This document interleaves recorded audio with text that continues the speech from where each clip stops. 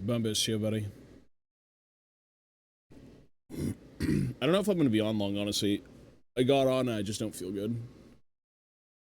Like a stomach ache.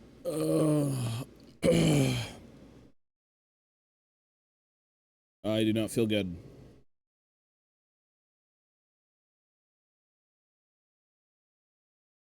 I don't know what it is.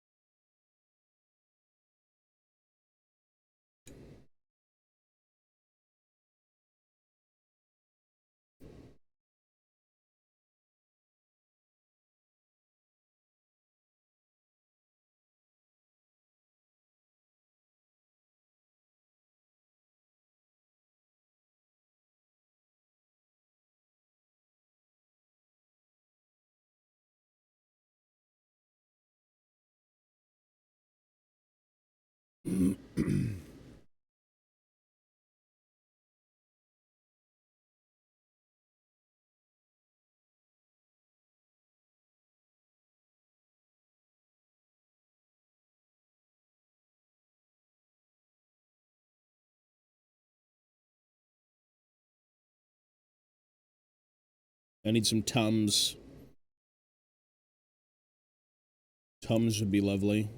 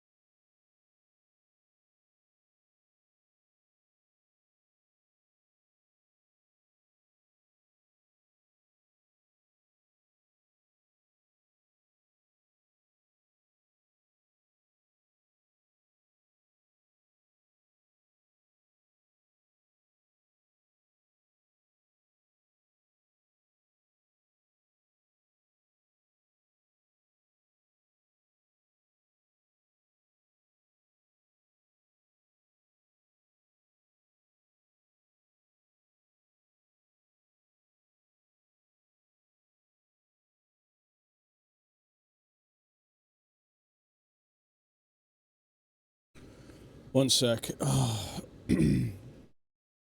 Groovy.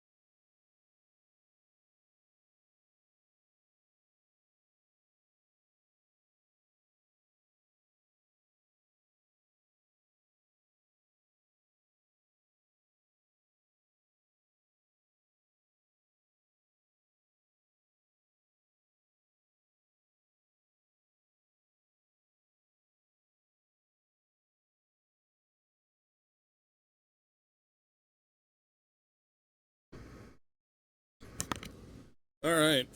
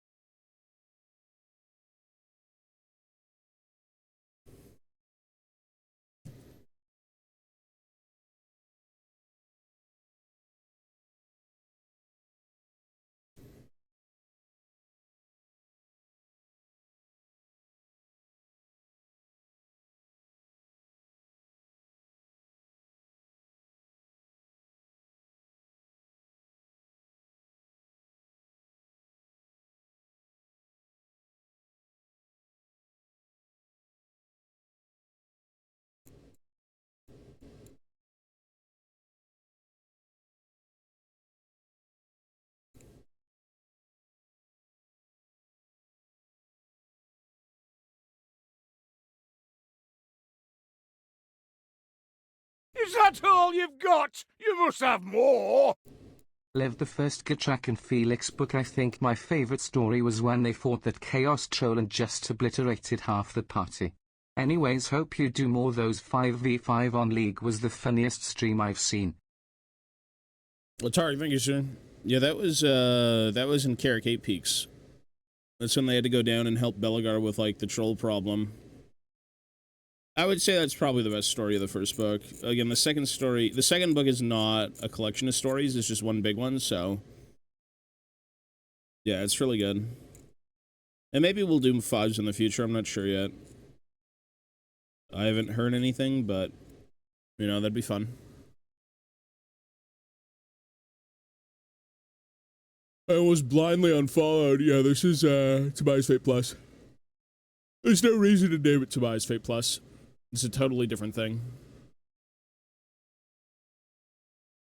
Chungo, yo, buddy.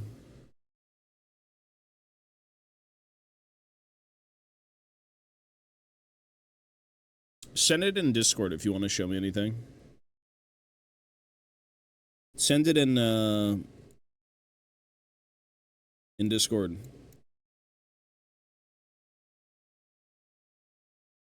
Put it in stream sharing. Oh, it's right there. Oh, never mind. I thought, oh. Oh, it's your emote. Never mind, sorry. I thought you wanted to show me, like, something you made or something. No, it looks good, yeah. It's Old Man GP. The one thing I'll say is when you do I think you made that, right? Did you make that? It looks good.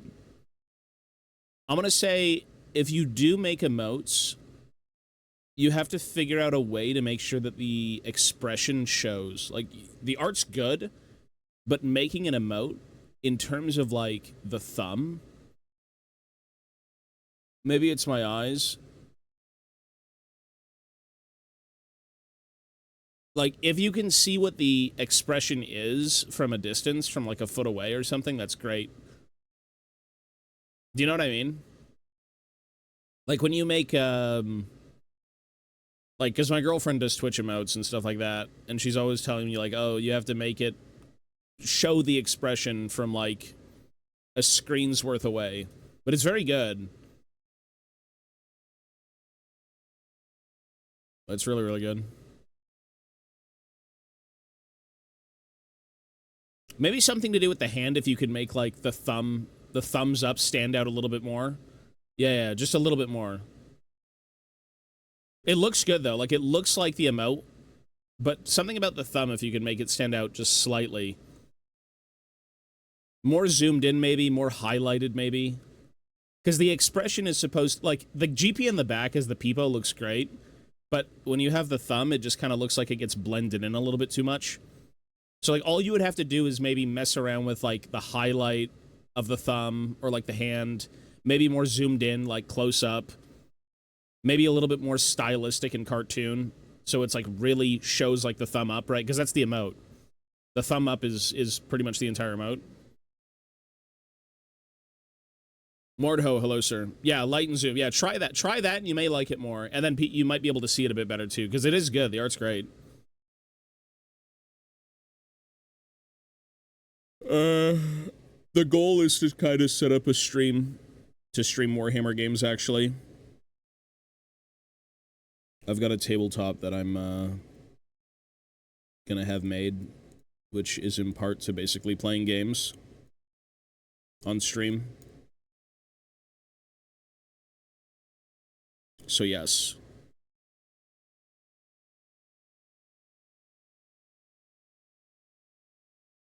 It's a lot of work, though, to kind of set that stuff up, but the goal is to kind of stream everything. It'll most likely be AOS, yeah. I don't think we're going to be playing 40k or anything for a while. Even, like, Old World. I mean, she's not really into it. Like, Spearhead or standard AOS, I think, is her jam.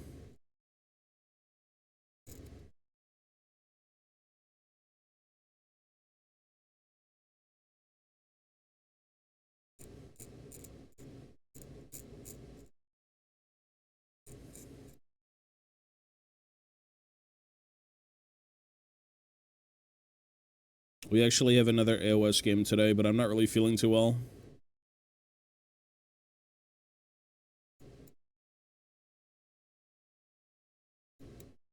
I need to win one game.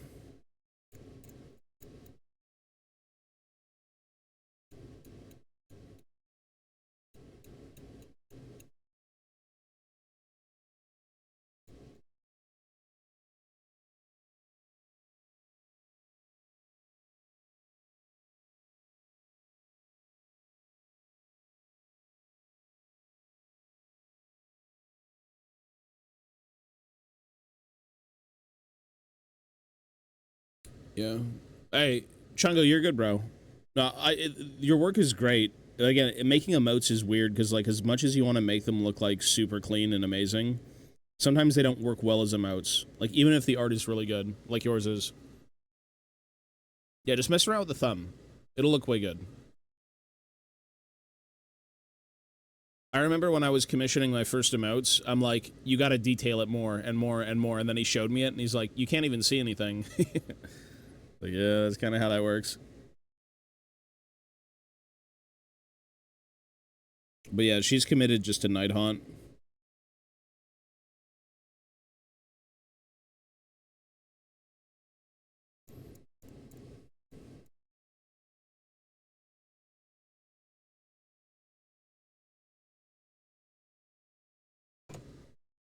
Wiener closer.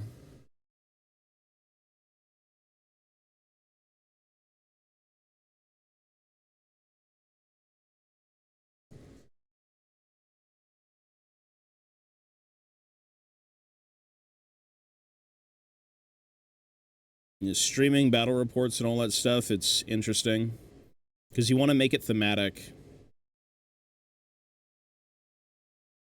You want to make it exciting. You don't want to make it, like, just dice rolling. You want to make it, like, in the action. I think that's how you make a fun battle report. Which is a bit tough.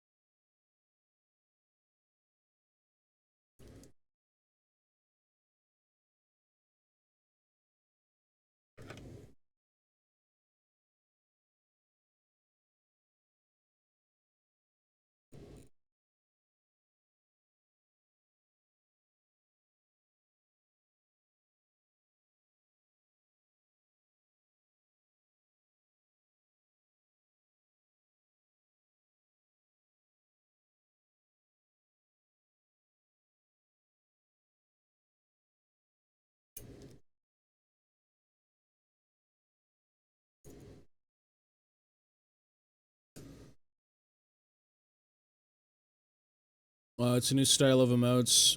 First time I do some emotes, they look like this. No, they're still good. You know, honestly, it just depends on, like, the aesthetic style and then also just making sure the expression comes across. That's the number one thing. You should say, like, half the emotes that we see on Twitch are so shit. Not people's emotes, but you know what I mean? Like, 7TV emotes or better Twitch TV emotes. They're all, like, super cheap and shit, and that's kind of their charm. But they get the expression across, like, you know exactly what you're looking at.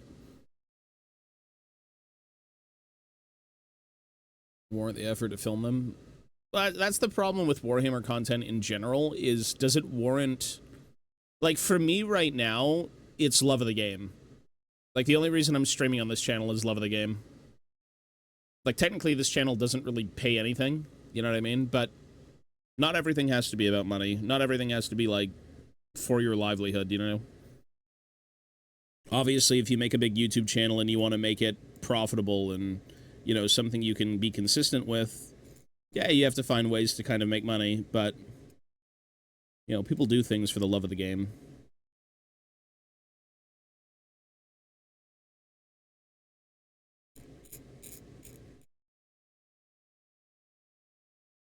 It's a hard thing to strike with Warhammer.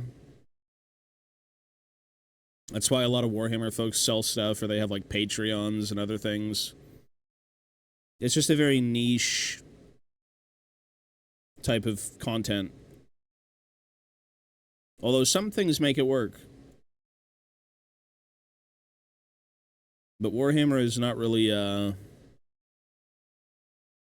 Warhammer's not really a spectator sport. I think if you can make it super thematic and fun and engaging with viewers, it can be, but that's more so battle reports and things. Although some people don't like thematic. Some people want to see like brass tacks, you know, just what you're looking at is what you're doing if you play.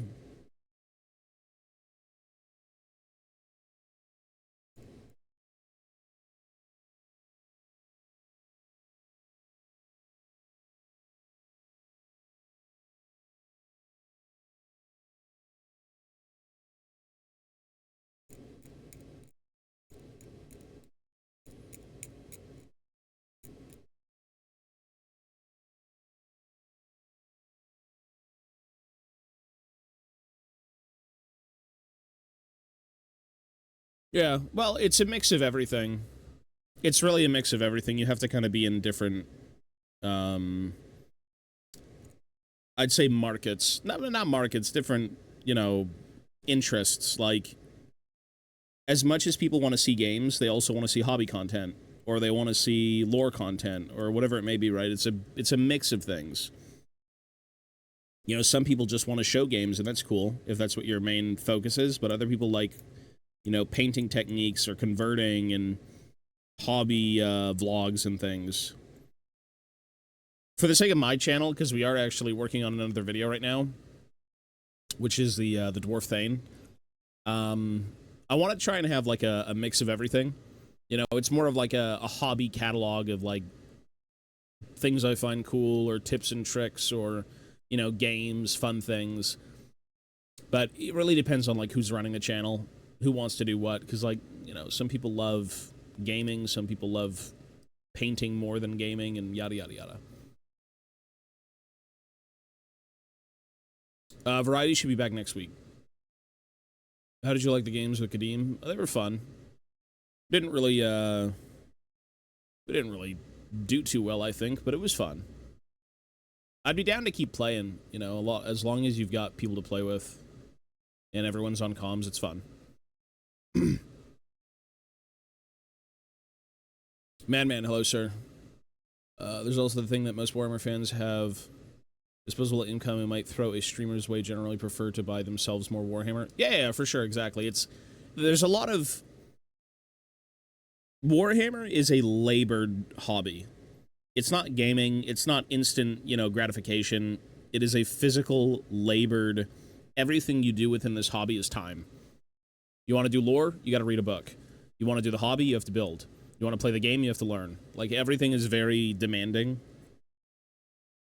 And yeah, people who do the hobby would rather spend money on the hobby. Which I don't blame you. You know, if you want to buy, like, a table's worth of terrain, or, like, a new army, or a new box of guys, I mean, it's expensive, right? So, if you do decide to do Warhammer content, and you can make it, and make it, like, actually something you can be consistent with, and, you know, people support you with that, like, that's amazing. Because it's hard. And the interesting thing is that it's a lot of work to make Warhammer content. Like, the hobby itself is demanding, and then imagine the amount of time it takes to actually edit videos and do all these things if you're kind of by yourself. Like, you're spending so much time on a project for a video that's, like, not even remotely close to, like, how much time you spent on the actual project. I respect it. It's tough. You know, if you've got a whole production team and you want to make it more of like a business, that's cool. If you're doing it leisurely, you know, again, it just takes a lot of time.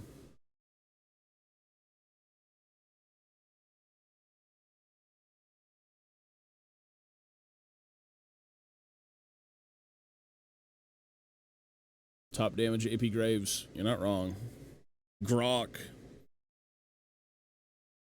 Yeah. Is Warhammer... People do Warhammer for the love of the game. People make Warhammer content for the love of the game. You know, it's like, sometimes you just have to do things for you. And that's kind of, I think, what Warhammer is for a lot of people, is just you doing you. Which, I guess that's what it was always meant to be. It's a hobby, right? So...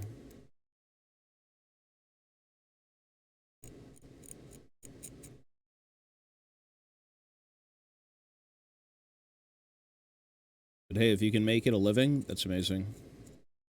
Or if you know, people take on commission work as well. That's a way to pay bills. Or a way to, like, kind of do something with your hobby beyond, like, your own... Is that all you've got? You must have more! Can you one day do a tips and tricks for dwarves on Warhammer 3? My homie wants to play and I want to do 1v1 as dwarves against his Chaos Dwarves. Chaos Dwarves. Maybe. I mean, the thing is, Total War Warhammer has been done so many times, and even if I wanted to, I wouldn't mind doing it, but I haven't played that game in a while. It has been quite a while since I've even, like, opened Total War, I'm not gonna lie. By the time Total War, like, gets anything, I mean, 40k Total War is gonna be out, and it's gonna be like, you know, most people are gonna want to play that instead. And a lot of new people as well would want to play that, I think, because it's just 40k.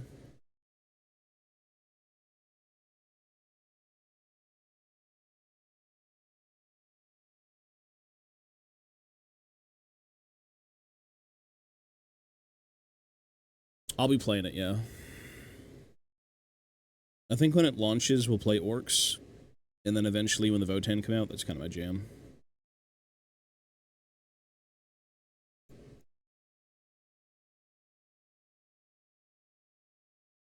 Did they say what races are going to launch with Total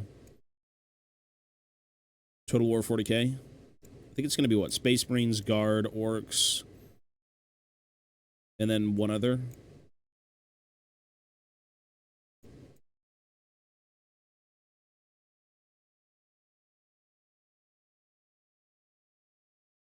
I don't do commissions, but I run ticketed raffles on my stream for models that I paint, mostly D&D. Yeah, that's cool, and people always need D&D minis, so that's awesome. It's much different from Warhammer, right? It's like, here's a raffle for Thorgrim Grudgebearer. How many dwarf fans I got here? It's like... I mean, who doesn't want that guy? But, like, you know... You can't really go wrong with D&D minis. That's great.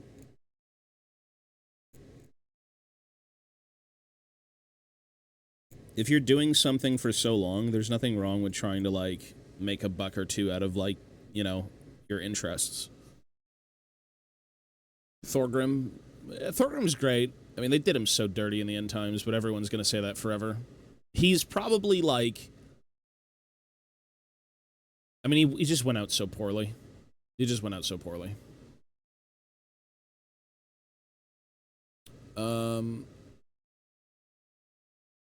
Can't wait. Dawn of War 4, Eldar Marines, Guard, Orcs. I think every race is going to be there. I think they've realized that, like, if we can save Warhammer Fantasy with a video game, imagine if we don't have to save a universe with a video game, but add to it with a game. Oh yeah, him taking out Queek was dope. Yeah, for Belagar. Yeah, that was great.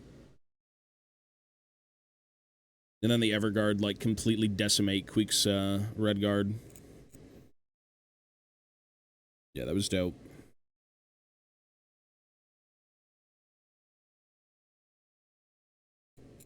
Tit for tat.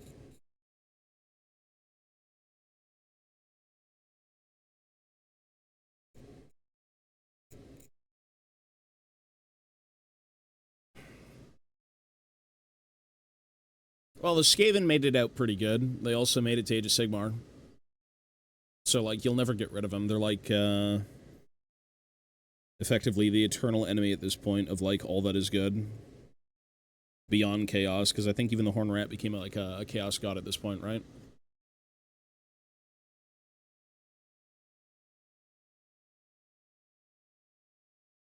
The stuff of Chaos.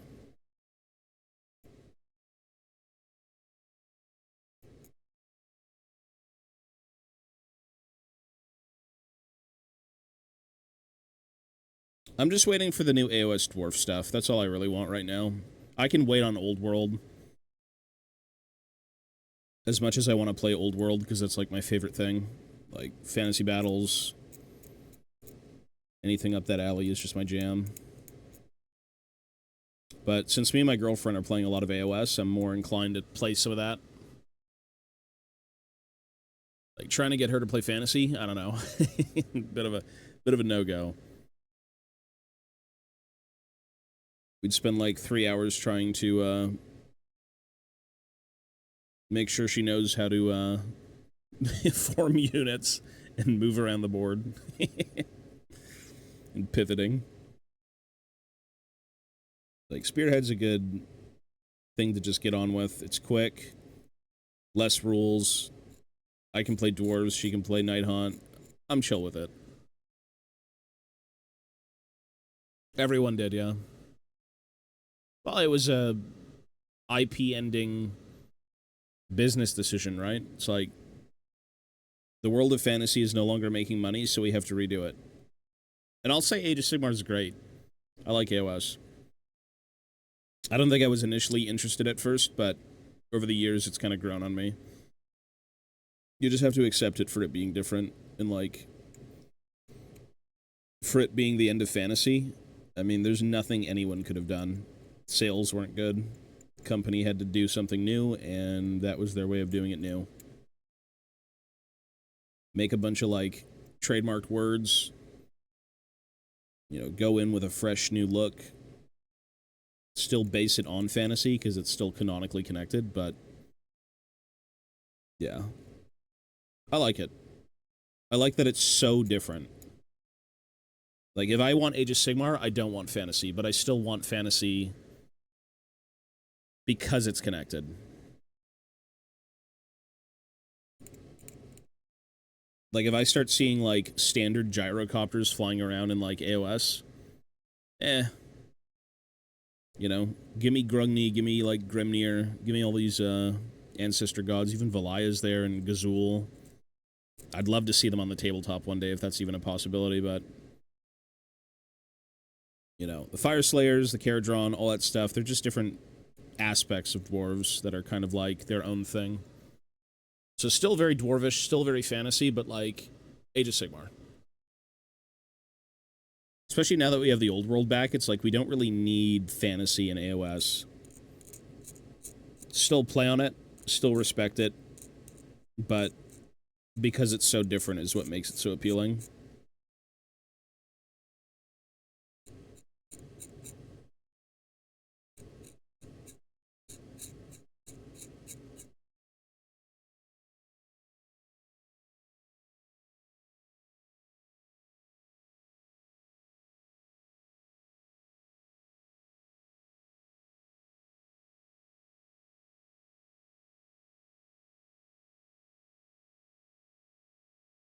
Should be the next step in the evolution of anything. Mordheim, I think I've played about, like, one game of Mordheim back in the day. I've got warbands, though. Or I should say a warband. I've seen the ogre character, yeah. I didn't realize it was a chick. I mean, all ogres just kind of look like brutes. Like, there are ogre women, but it just looked like a gaunt, like, dude. I was also thinking maybe that's the Tyrant head options. Because remember when they showed the new Tyrant? And I was like, is that like a skinny ogre? Like, what is that? What's up with the head? And apparently it might be a female head sculpt.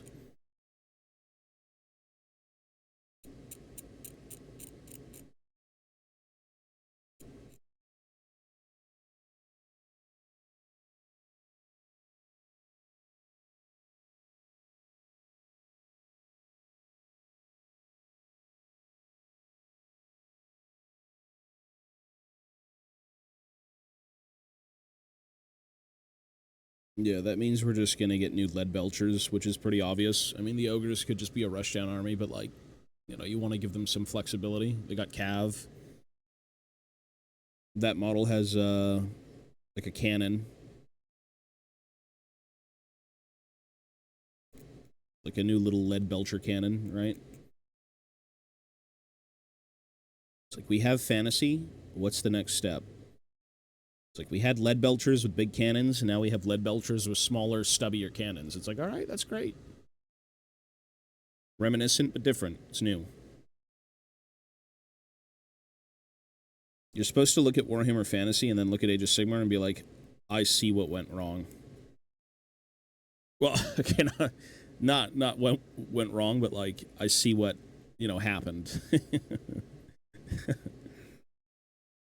I guess that's how a lot of people view it, but yeah.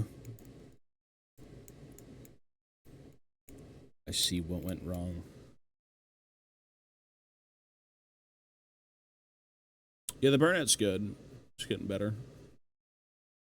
Trying to stay busy, trying to do stuff. I've got a lot of, I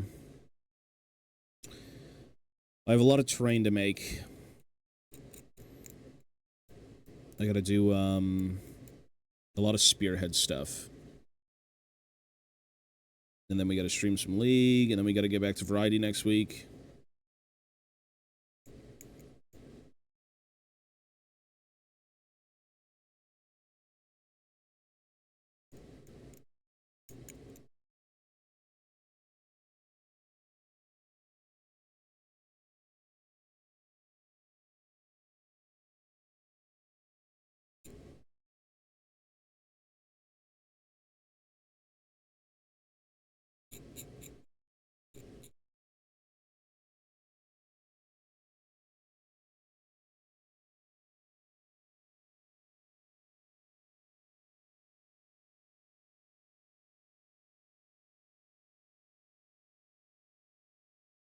Just gotta stay busy.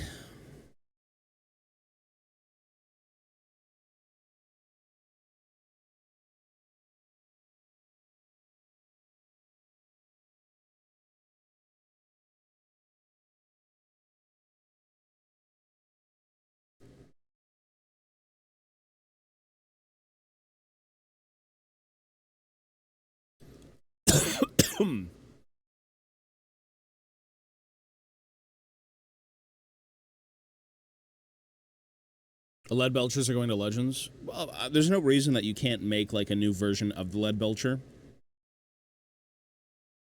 If that's the case, I mean, that's pretty stupid. There should be some sort of like ranged utility that are not hunters, right? Because they have like the little hunting pack, but that's more of like a Vanguard supporting unit than like an actual dedicated shooting unit.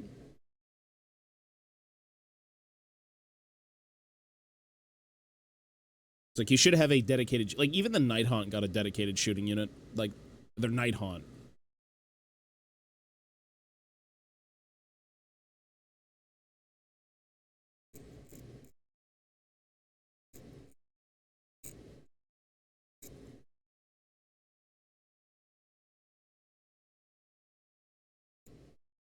I think every army should have a little bit of flexibility. Like, what's stopping the Soulblight Gravelords or, like, the Vampire Counts from having risen, like, skeleton archers? A Wolf Rider's a Goblin Wolf Rider. It's a Goblin riding a wolf.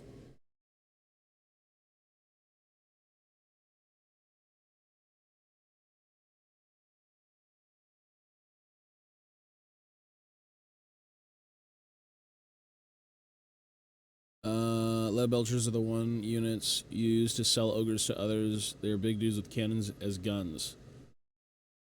Yeah, I mean,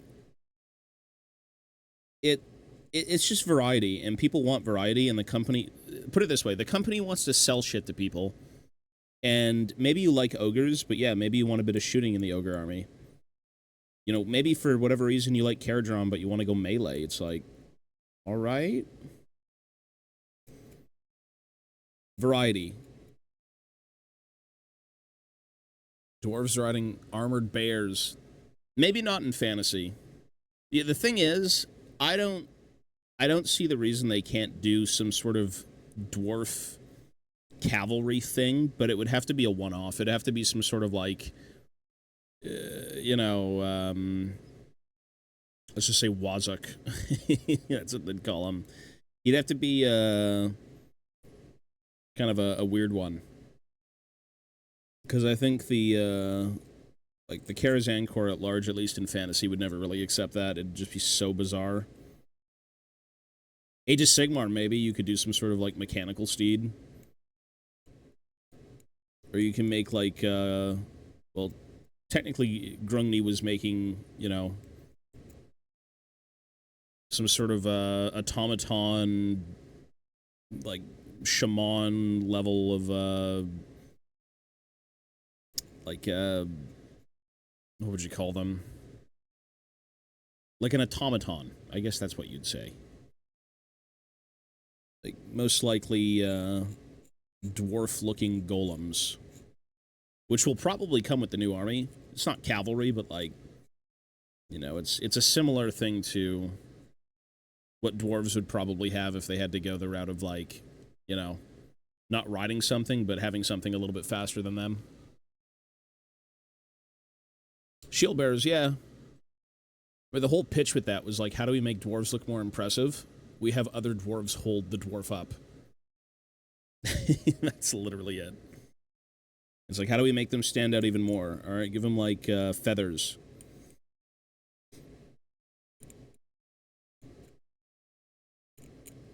Which I think was great. I think it definitely works.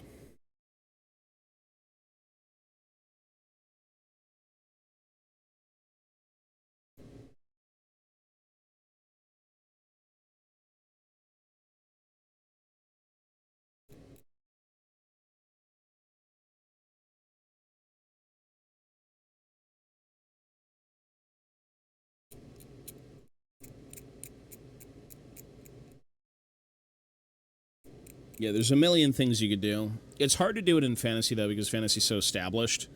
It's like, if you saw a unit of bear or goat cav riding around in fantasy, you'd feel a bit weird about dwarves. But I don't think there's anything wrong with maybe having one guy do it. Or, like, you know, a little ROR, like, floating around. Or for the sake of Age of Sigmar, again, you know, you can come up with something. Technically, Fire Slayers ride Magma Droths. Because they're so connected to Grimnir. Which is cool, you know? I think the only instance of, like, dwarves riding anything in fantasy was the Shard Drake from, like, the Monstrous Arcanum. Which was, like, a giant serpentine subterranean beast that had super sharp scales, and it would be kind of, like, wrangled into battle with rune magic.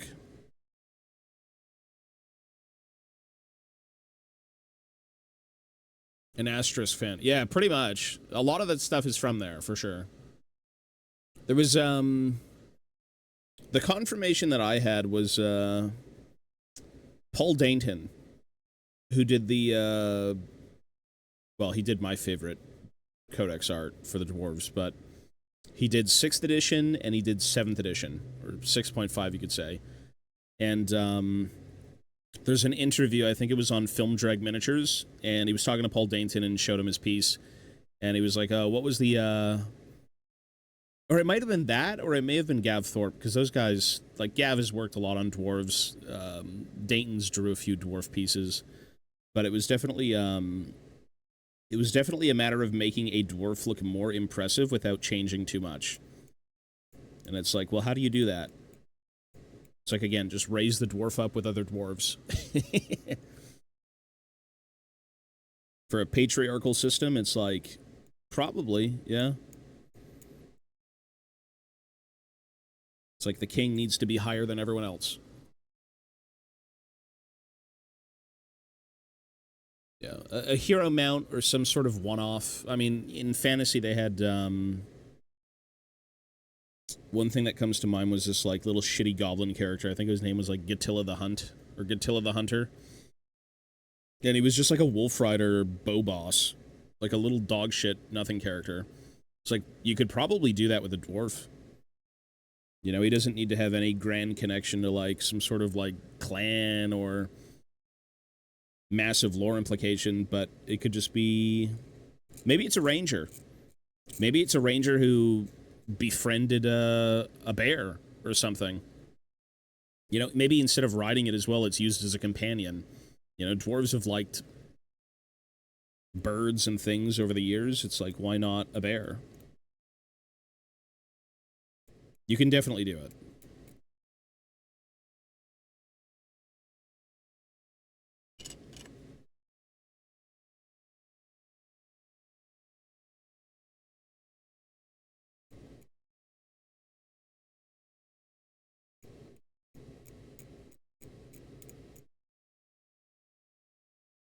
So that'd be pretty cool.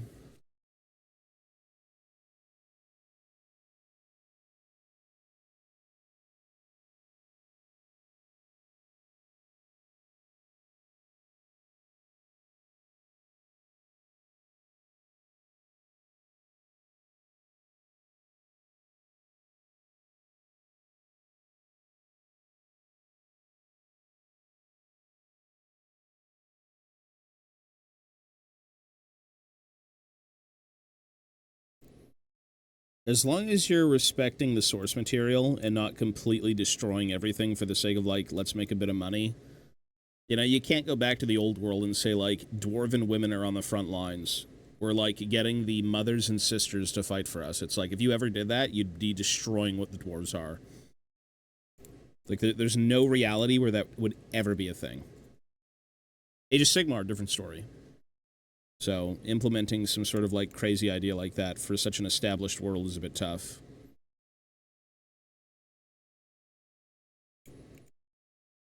It's like, we've been working on dwarven cavalry in the deepest depths of, the Everpeak. It's like, no.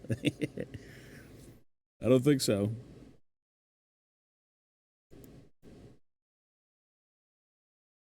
But yeah. Be a bit fun with it.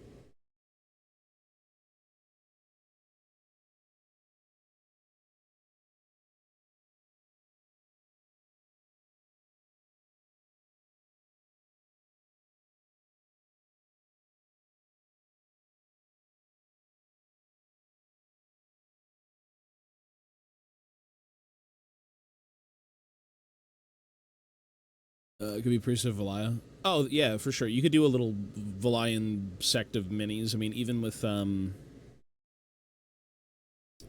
of the roleplay stuff they've done lately, which is a little bit more like, I guess you could say, progressive in some instances, but there's no reason you can't have, like, a daughter go off and join an expedition, or, you know, like, there was an entire book about that Gav Thorpe had wrote, which was Doom of the Dragonback, where it was centered around a little clan, a little family, and the daughter was very much about kind of getting out and hanging with the boys.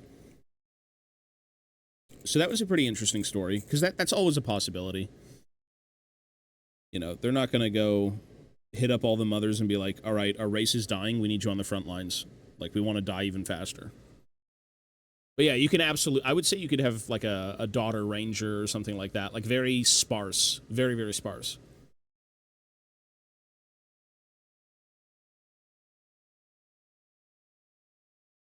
For sure. As long as you don't destroy what makes the dwarves so special, there's nothing wrong with having outliers. That kind of goes for most things, but...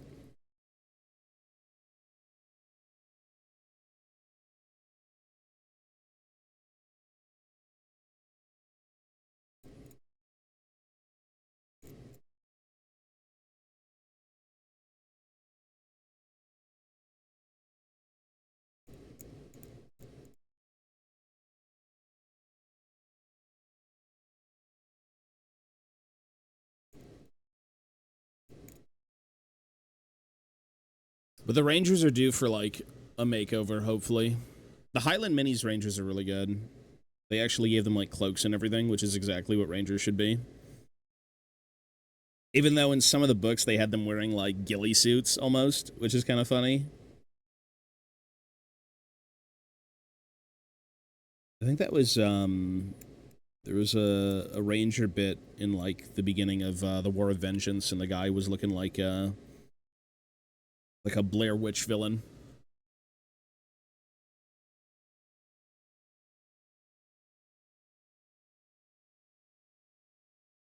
A lot of stuff you can do. There's no dress code to what dwarves have to wear. They're all kind of representing themselves and their clans and, you know, maybe what their role is in society, so... Like, you can make dwarves with ghillie suits, you can make them with cloaks. Yeah, you can do a bunch of that stuff, it's cool.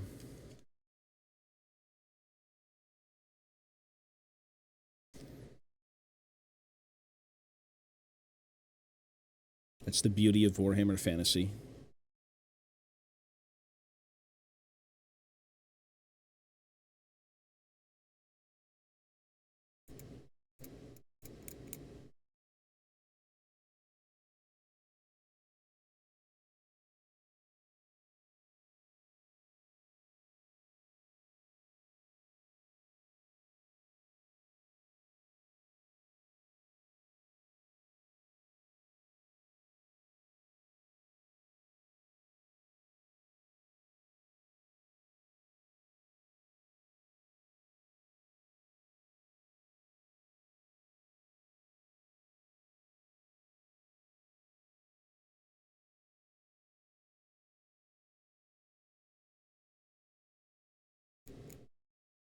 This blade's getting way too weak.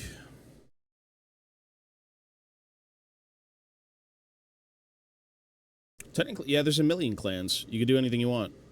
The only clans that they show in the books and the codexes are more of, like, established ones, but that doesn't mean you can't make your own. There's so many different clans. Tons.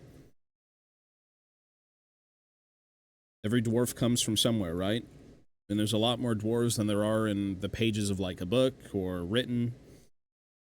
So you can homebrew your own clan, like, endlessly. Or if you like very specific ones from specific holds, you know, paint those too, right? For a race of very structured, consistent, conservative folk, there's a lot of freedom. In how you want to model things and convert things.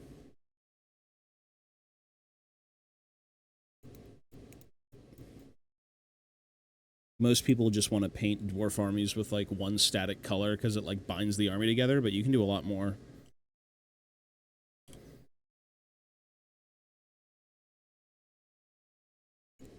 Just what you want to do.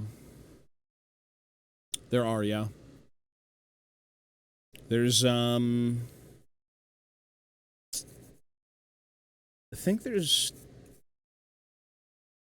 like, official mini-wise, the only ones they've released were from the, what are they called? It's like the pirates. The, I just bought, like, a box of them. I forgot their names. Yeah, anyways, they have female minis, and then, like, technically Caradron as well. Like, Argonaut Company and things could be women. Yeah. Which is, again, very Age of Sigmar. There's nothing wrong with that. Same thing with Fire Slayers. Like, the Fire Slayers are the most, like, patriarchal thing in Age of Sigmar for, like, dwarves. But there are Fire Queens. And for the sake of a lodge, you know, I think it was the Hemdar Lodge, which is, like, the most outward-facing, like, get with the times type of, lodge for the Fire Slayers. The... God, what's the father's name? It's not the Forge Father. It's, the Rune Father. The Rune Father of the Hold, so, like, the Big Daddy basically named his heir his daughter and not one of his sons. Typically, it's one of their sons. So, yeah, they're around.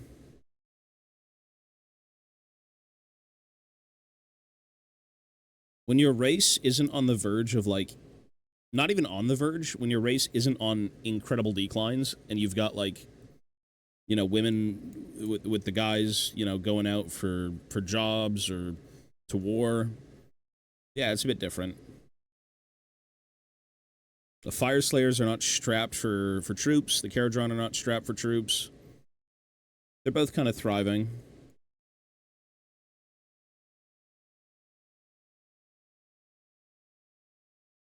Fantasy Dwarves are always on the decline. They could never afford to do that. That would be something cool. Technically, you've got 4 gods to mess around with. Like, Grimnir was always going to be tied to Fire Slayers. Grungni's going to be tied to the KO stuff. I mean, Grungni technically is also going to be tied to new things, but you've then got, like, Gazul and Valaya, who we know are still around because of the Chaos Dwarf book that dropped. So, you're most likely going to get some sort of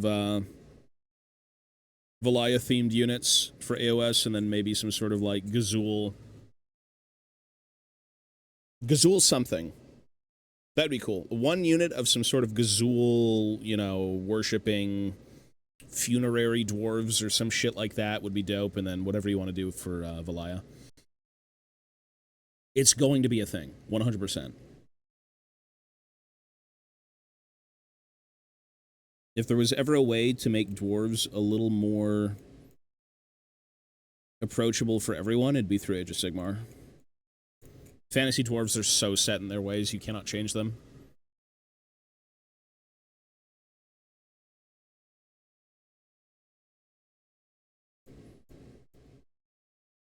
But the goal with the new book, supposedly, is to kind of bring all the dwarves together, which is what, like, Grombrindle's trying to do, and then Grungni's also, you know, meeting with KO and Fire Slayers and things to kind of, like, rekindle old alliances. Considering the KO guys at one point were actually knocking on the Fire Slayer doors saying, hey, we're getting fucking eaten alive out here, and they're like, nope. So they've always been like a fractured race. But, yeah. Hopefully with the, I think it was supposed to be called Kazalid Holds. I think that was the name floating around. You're gonna have a very interesting mix of, like, aggressive Fire Slayers who are melee, Caradron stuff, which is more of your skirt around the board, do some stuff, and then you'll also have your kind of anvil units walk up the board with, like, the typical dispossessed, which is what they're known for. So it's almost like you're going back to fantasy, right? Your gyrocopters with KO, but crazier. Your slayers with slayers, and then you've got, like, your clan dwarves as, like, your typical dispossessed. It's like full circle, right? Because the dwarves have been fractured in Age of Sigmar for so long that they've kind of just, like, devised, here's one aspect, and they don't really intermingle. So it'd be cool to see them all on the board together in, like, a proper tome where you can have, like, the 3 different versions kind of work together properly.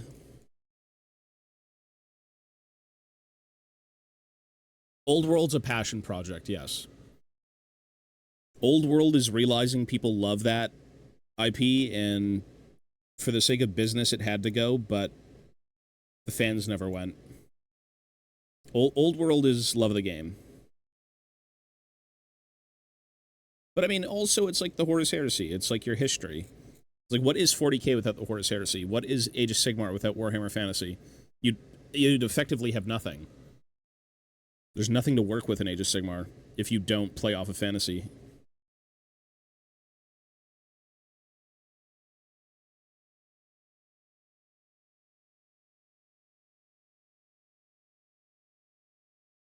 It's something you need, and the design studio, everyone working on fantasy right now is fucking killing it. It's so good. When in a million years would you ever think that Warhammer Fantasy Battles would ever be back? And people would actually buy it?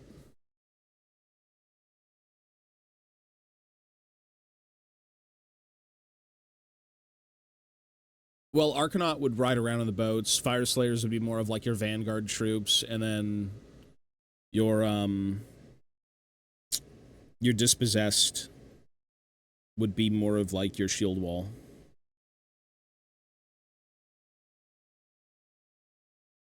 So yeah, you'd have a lot of chaff options.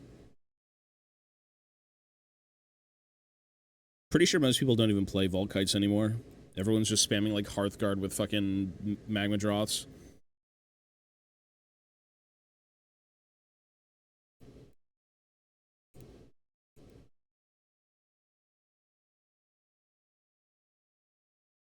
I mean, again, rules balancing, right? Maybe you could change a few things. I'm not really sure how that's going to work within the book, but...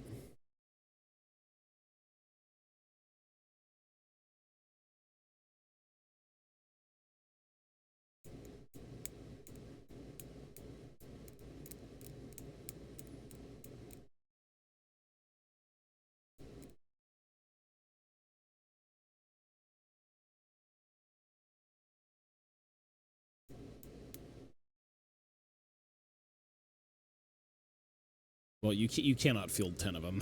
It's so expensive. They're so expensive and they do so much. Yeah, that was fun.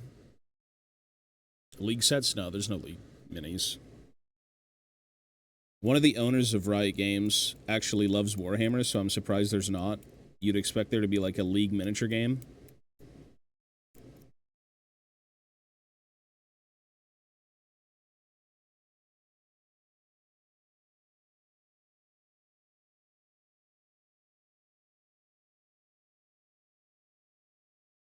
I actually think that is a possibility for the future. Yeah, who knows what it's going to be, right? Like, who knows what the alliances kind of brought back together would look like. The main focus for sure is going to be on the new Dispossessed, with like supporting units with the Fire Slayers, with the Caradron stuff. I think that's what it should be. Because you'd still want to play mono Caradron, and maybe you want to play mono Fire Slayers, right? Like, it's not, oh, here's a new book and you have to play all the dwarves together. There are lodges and there are skyports that would still function independently. It's not like they'd all just band together and be like, man, let's shake hands and make one big army. You know, they'd still have, like, strong alliances with the new brought back dwarves, but yeah. I don't think they're going to get squatted. I just think it's going to be an interesting integration. Like a soup list that actually kind of fucks.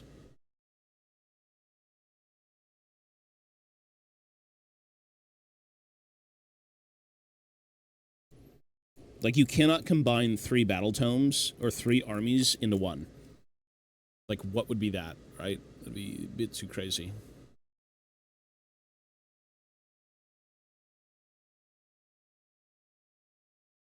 You could do sets... Yeah, you could do whatever. Sky's the limit, right? I actually think a skirmish game in Runeterra would make sense. Maybe not like big grand armies, but more of like, you know, Bilgewater Raiders or Freljordian Raiders or like a Noxian scouting party or something. Like, very thematic, very low-key.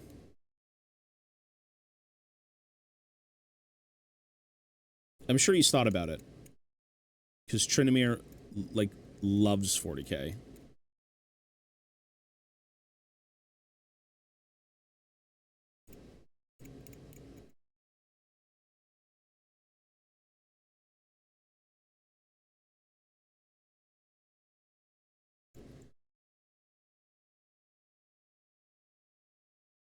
These are game pieces. So you have to build them, and then you make, like, terrain, and then the terrain gives you different bonuses on the board. Yeah.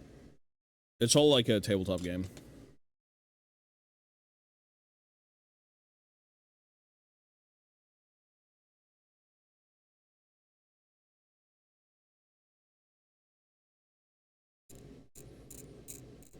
They're game pieces.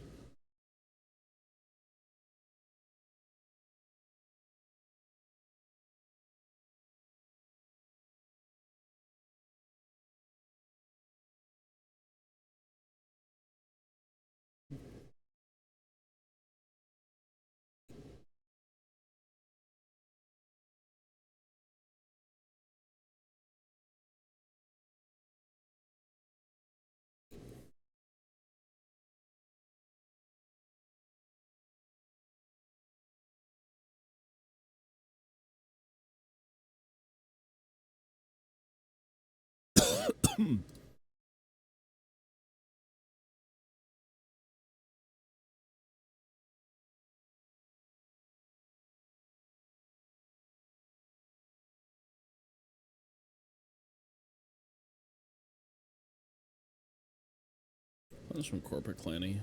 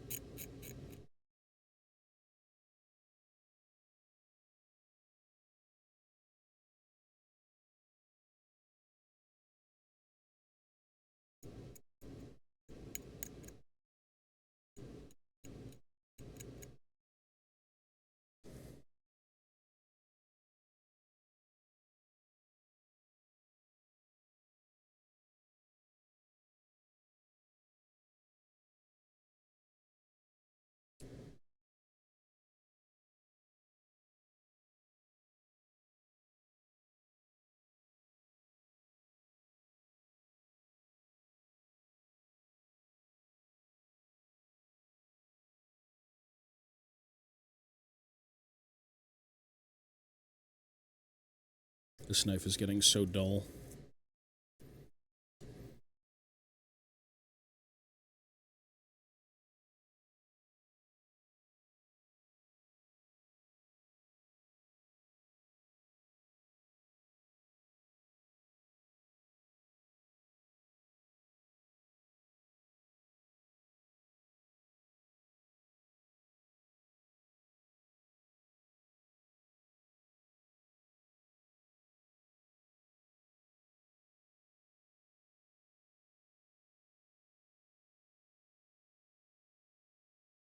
What is Oathsworn? What is that?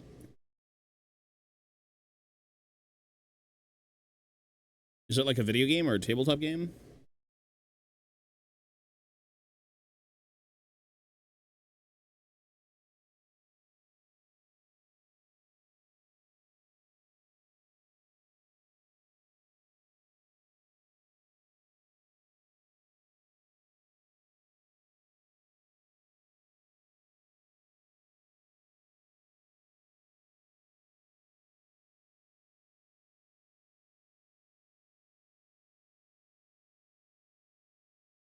Mecha, hello, sir. Oh, gotcha. Detailed pieces are bosses? So how do you play it then? If there's no miniatures, but it's like an RPG tabletop game, how do you play it? Is it like tabletop sim?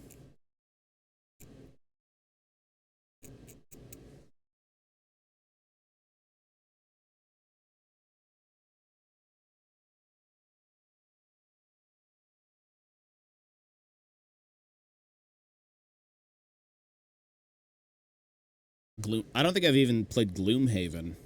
I think I've heard of Gloomhaven, but I don't know much about it.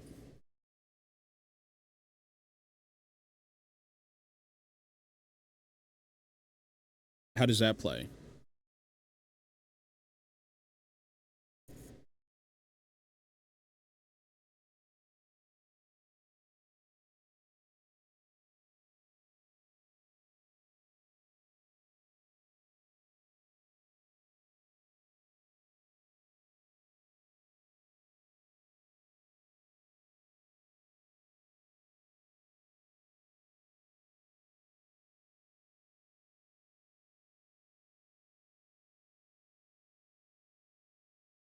Oh. Oh, so it's like a board game in a box type of deal. Well, it's a board game. Google it. Technically a board game in a box is a board game.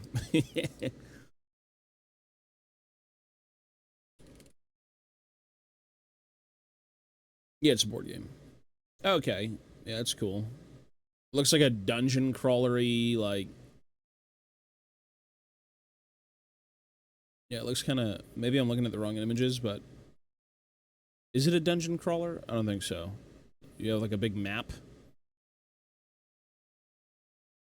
Yeah, it's... I would say, looking at it, I can see what you mean by, like, everything is a token.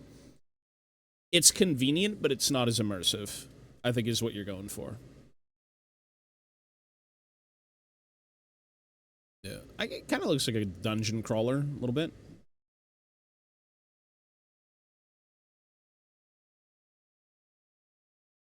I mean, you know what? The best way to enhance your games anyways is to have minis. Is to have terrain. Any, like, because that's really what it is, right? It's the immersion. How, like, you can have fun playing a game, but you can also be immersed and have fun playing a game. It's like, instead of using tokens or, like, make-believe made-up in-your-head walls, you can have, like, physical walls on the tabletop. That's always the idea. It's a lot more money and a lot more work, but, like, it's definitely worth it.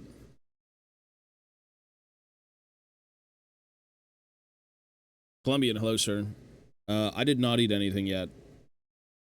That's probably why I don't feel so good.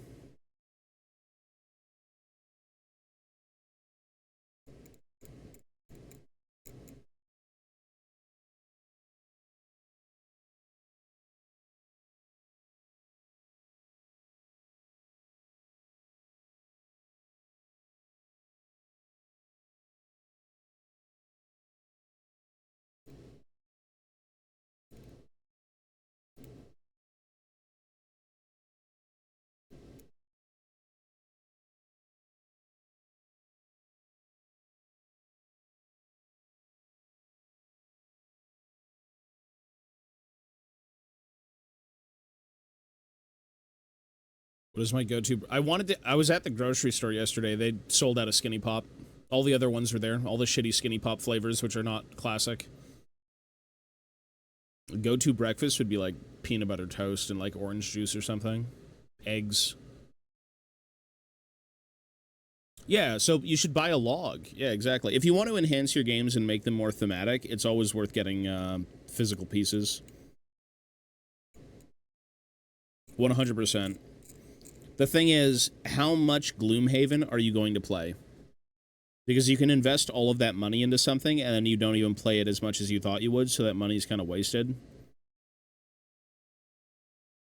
Maybe having, like, universal things that you can use in other games, which I guess would be the terrain anyways, which it'd be totally fine to just use it elsewhere. Because, like, you can't go wrong with, like, generic D&D things. Yeah, Skinny Pop is good, man. It's so good.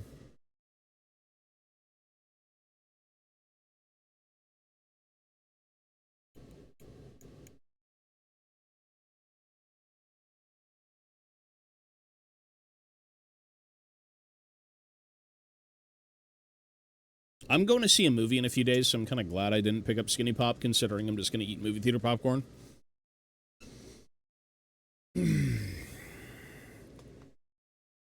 I don't want to double dip.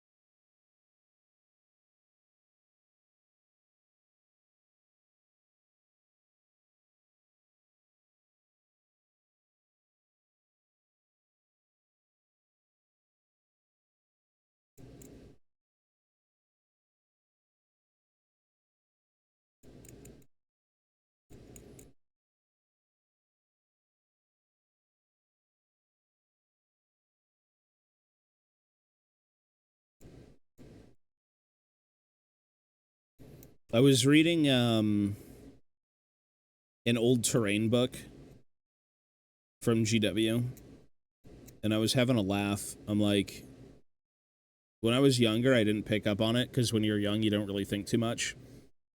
But there's a section of the book that talks about materials and different things to use.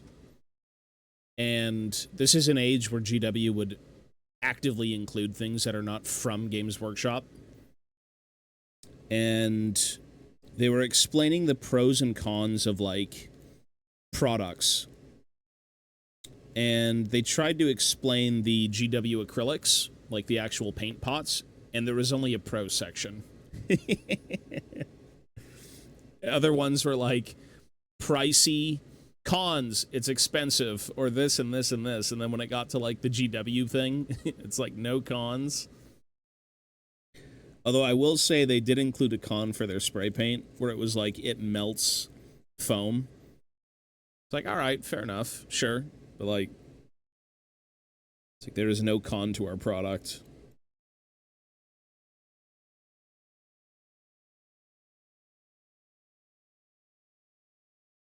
It is perfect. Don't mind the price. Or how much you get for it. Or how shit the lids are.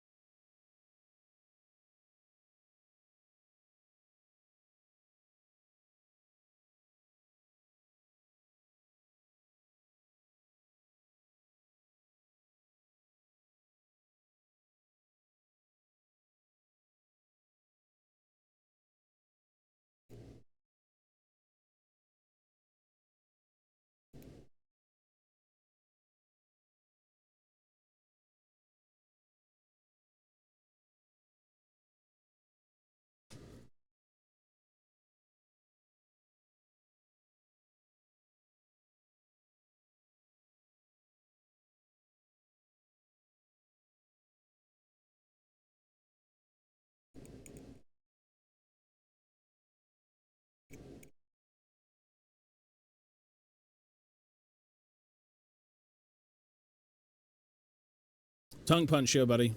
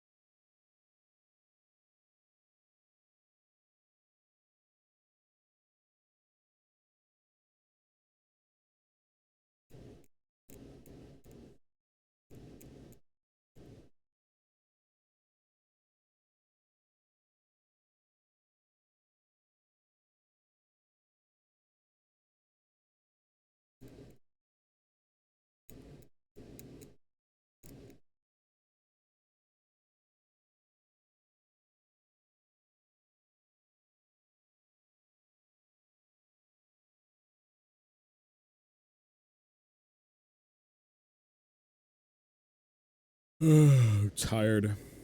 Tired and I don't feel good. But we should be here until about noon and then I'm gonna take a little break. I gotta go take care of a few things and then I should be on.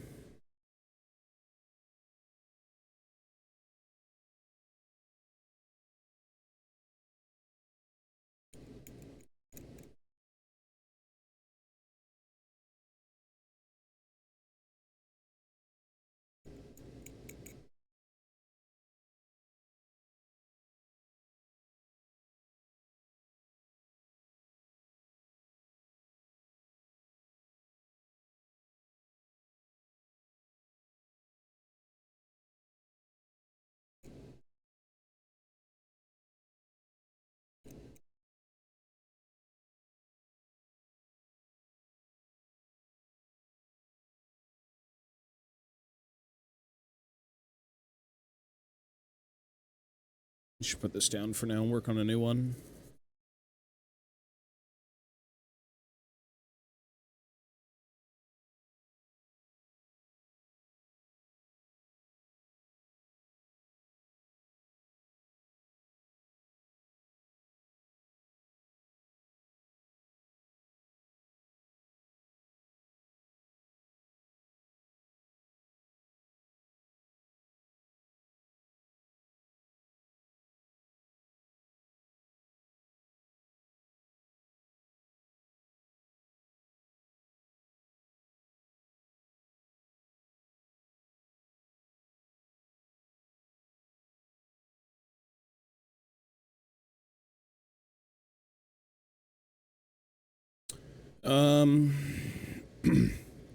No. This is the new set that came out. This is City of Ash. It's like Cities of Sigmar city that got fucked up by Skaven. Forgot what the city was called. Embergard? But yeah. Yeah, this is the new Spearhead box. Yeah. Because me and Ivana are playing Spearhead, so I'm just trying to get all the Spearhead stuff done. So we can rotate between the three. Which is like... Skaven Tide was the initial release. That was 4.0 Sigmar. That was the launch box, and it came with like Fire and Jade. And then after that, it was a standalone expansion of like Sand and Bone, which is like an Aussie Arc / Night Haunt map. And then here you've got, I think it's Embergard, I can't remember.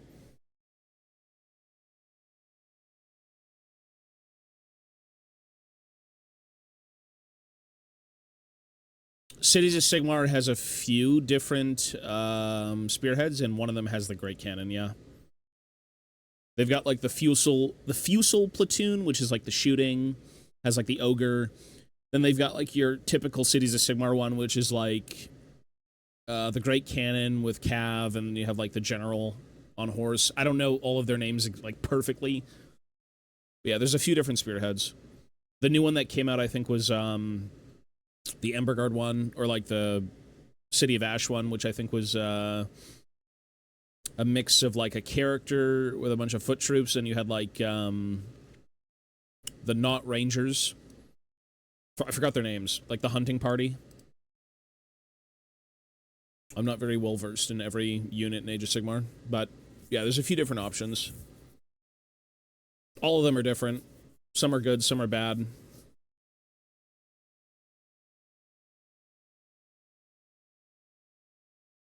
Either way, if you're playing the game, that's winning.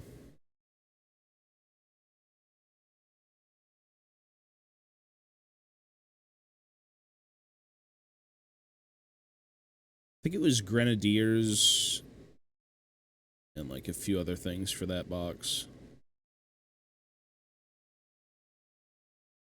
Yeah. A religious spearhead. I think that was the chick on the throne. Cities, I think, has what, 4 spearheads?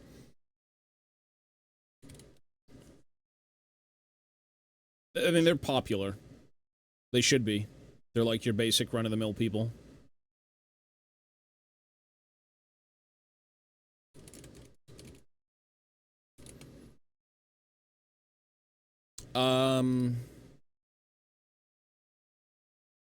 I wouldn't say new, but yeah.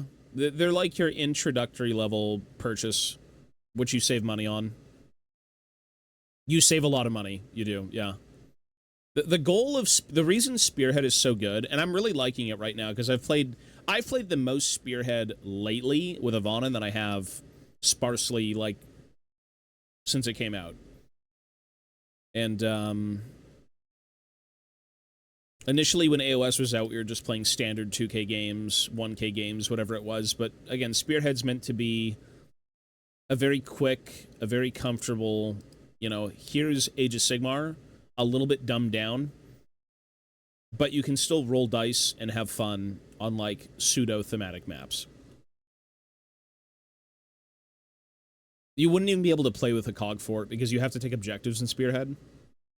You wouldn't be able to play with a cog fort. Ideally, Spearhead boxes are meant to not only kind of expand collections, but be an army in a box. Like, they need to function as pieces that can hold and take objectives.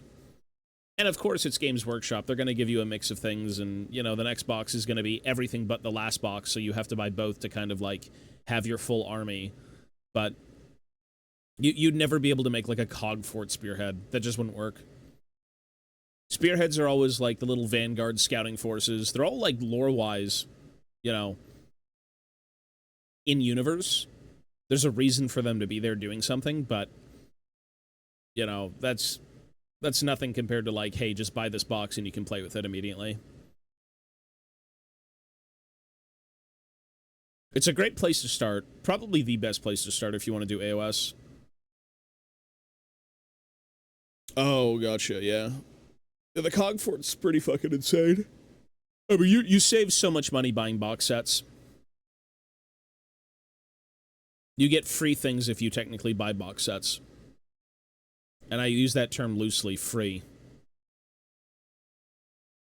If you're getting retail, yes, you're getting it free, but it's not free.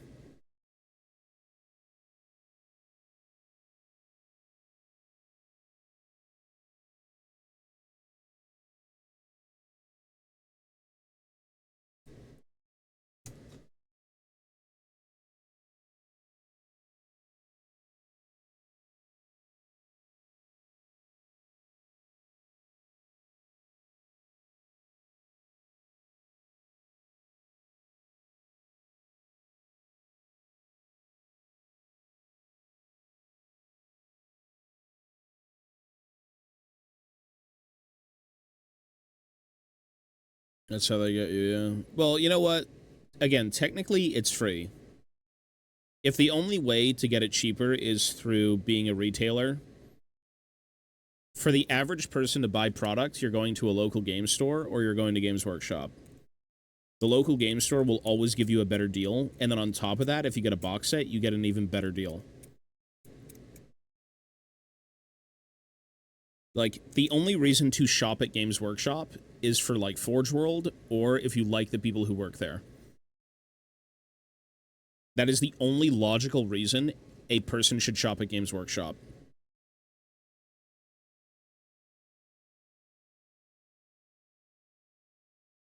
Or, I guess, stock. Because not every store is going to have stock, right?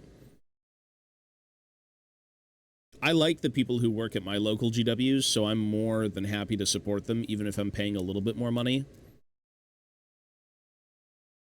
But when it comes to if I want to save the, like, utmost amount of money, I would never buy from GW.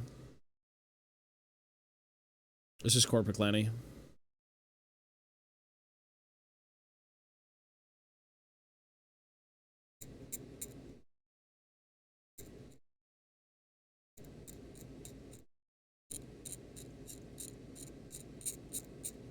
Like, Warhammer is expensive, but there are ways to soften the blow. Which in turn will make you buy more Warhammer, because you save some money to buy more. That is the fate of Warhammer fans. It's just... It's better than Pokemon, let me just put it that way. It's unironically cheaper, and you get more bang for your buck. If you want to compare prices.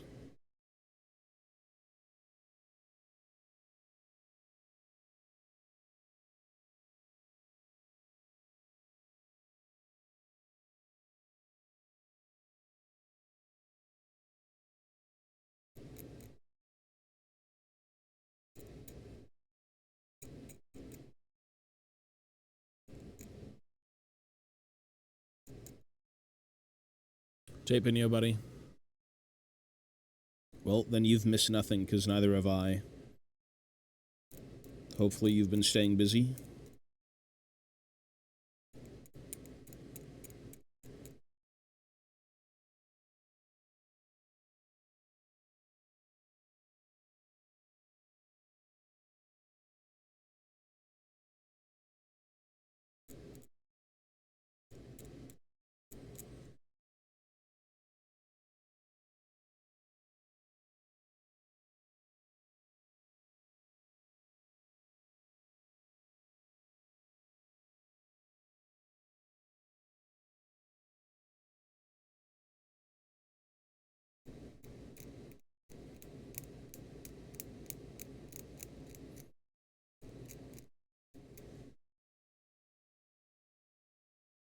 Mandatory military service. Well, I guess that is staying busy, technically. Oh, that's interesting.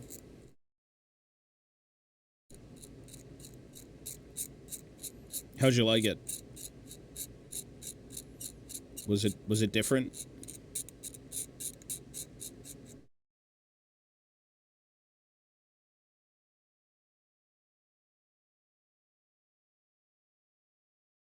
My brother's in the military. Not mandatory, but like he actually joined the military. It was not a good experience. Turkish military. You're deployed with the Spec Ops turkeys. Instead of attack dogs, you've got attack turkeys.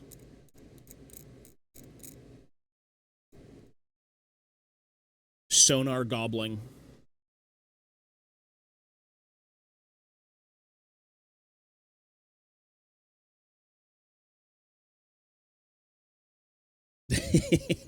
Not even look. Imagine getting ravaged by a bunch of turkeys. The Turkish military is here. Unleash the turkeys. Like GMO'd infused fucking like Chernobyl monsters. I've been to the US, yeah. Haven't been to Europe. Not really a fan of traveling, but there are a few places I'd like to visit. Technically the two places I want to go would be, like, if I had to vacation, it would be to the UK or it would be to Japan.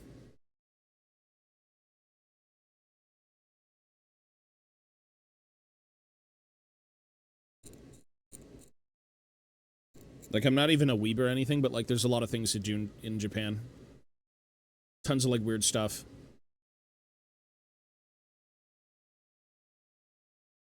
Belgian, hello, sir. The U.S. I've got extended family in the U.S., Or, like, I got immediate family in the U.S., but I'm just wondering, like, what would you do in the U.S.? When I would travel there, like, on vacations once every few years, we'd stay in, like, a little Florida thing.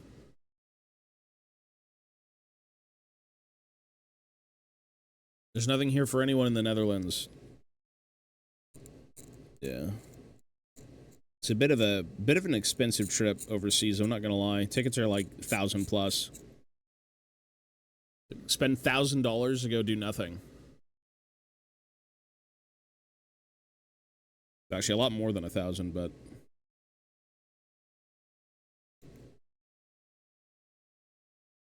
regardless of where you are, there's always something to do. Even if it's not like the most exciting thing, you still have your country's own, like, if you want to visit us, this is what we offer. Yeah. Texas barbecue. Well, yeah, there's a lot to do in the U.S. It's just, as a vacation spot, I can't think of something that I want to immediately go do in the U.S. that wouldn't, like going to Warhammer World and stuff like that in Nottingham would be, like, overriding most things. She's been a few times. I mean, she's Italian. She's got family in Italy.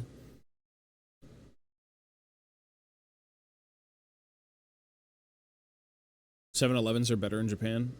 Japan's one of the most overrated places. Well, they've got, like, Pokemon World and all this other shit that my girlfriend would want to go see, and even I would want to go see a little bit, so, like, that's it. I'm not going there to be like, oh my god, let's sightsee. But that's what you would do. That's what you would want to do, but, like, you know, very specific places.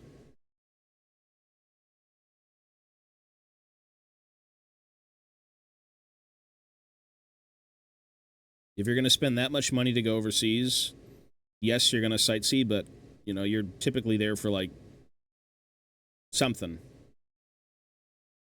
They've got Warhammer stores in Japan. They have, like, that big cafe, too. You could hit that up.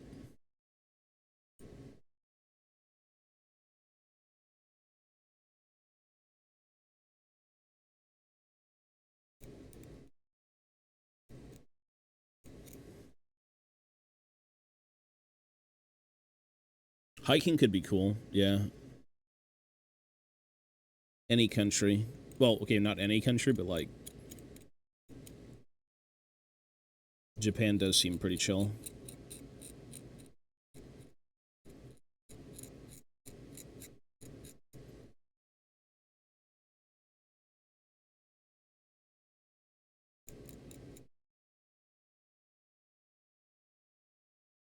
Mongolian horse riding. Am I gonna meet Sanuzal? If I go to the UK, I will most likely end up in Havant. Like, there's an airport right outside Havant, and even Ryan's offered to, like, pick me up and everything, so, like, that's most likely where I'd go. I wouldn't land in, like, London. Because he is about 20 minutes away from an airport. Like, 100% I'd go visit him and see his store. There is a Gundam museum. Yeah, there's a whole, like, Gundam world in Japan. I still don't really understand Gundam, just because I'm not so ingrained in that, but, like, it is so culturally significant to Japanese people. It's like a way of life. It's like the British, Warhammer and wargaming with, like, historics, and then Japan is like Gundams. And again, it's a way of life at that point. It becomes you. You don't, like, casually get into Gundam. You kind of go all in. Same thing with Warhammer. The more you know, the more you'll love. I'd make a dwarf golem looking ass Gundam thing. I think that's what I'd be on about. I've seen the look of Gundams, and I think the only one I've actually liked over the years is maybe, like, the Zaku. Like, the jobber villain one. It has, like, the single eye with, like, the rimmed helmet, and he's got, like, a gas mask on or something. I'm just not really a big fan of mechs. Like, massive kaiju-sized mechs or anything. Or maybe not the size of kaijus, but you know.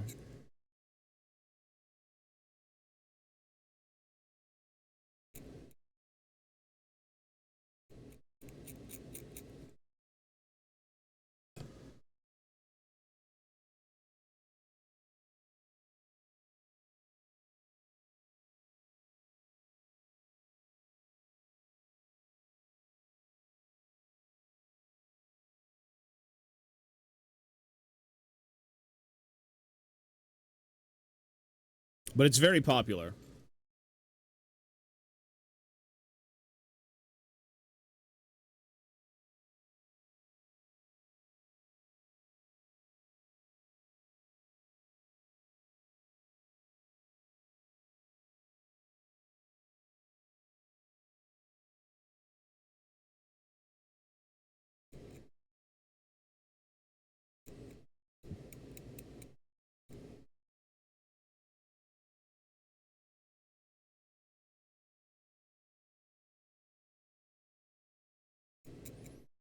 I respect it too, man. Like, I understand what it takes to build Gundams, and labored hobbying is hard.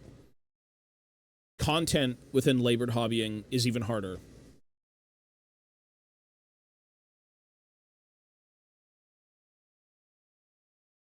Watching the distance from the top of the mountain. Yeah. Well, you know what? I don't... Some people do want to go sightsee and, like, explore countries. For me, I just haven't given it so much thought, so, like, it wouldn't really be anything until I was there, but... Some people go to different countries to fucking desecrate shit. I don't know if you've seen, these dumb fuck, like, tourists going to, the Colosseum and, like, fucking writing on the walls. It's like, what is wrong with you?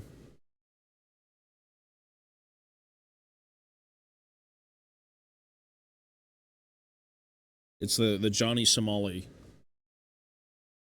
situation. Like, bro, get a life. Get a life.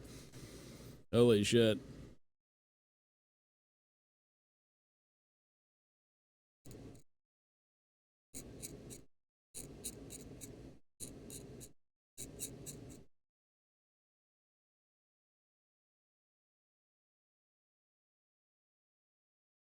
Yeah. Yeah. I don't know. Really bad thought processes.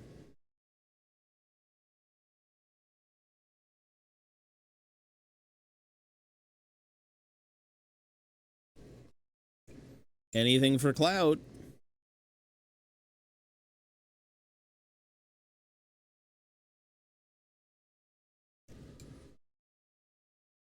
Oh, there is a bit of gain from it, for sure. More eyes, but they're negative eyes, right?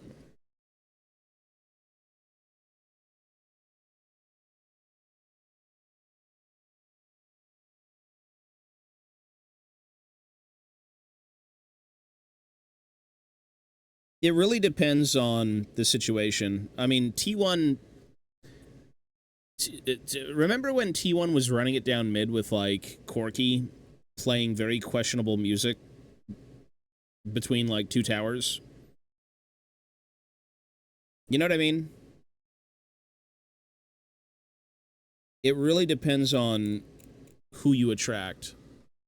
Because, like, technically, you know, like, yeah.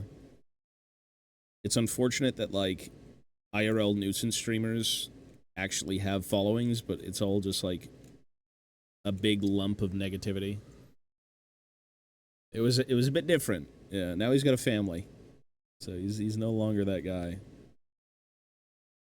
We all kind of grow up eventually.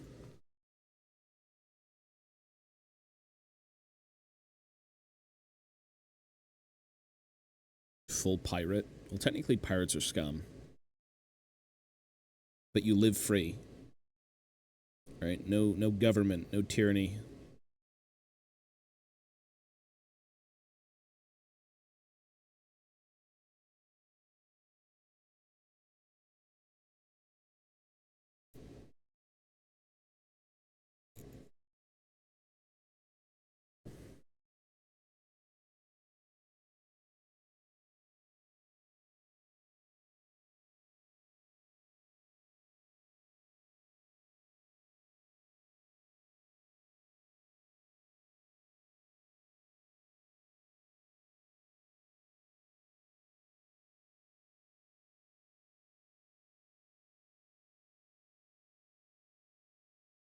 I don't know if it's like an improvement, but slow and steady, I guess, right?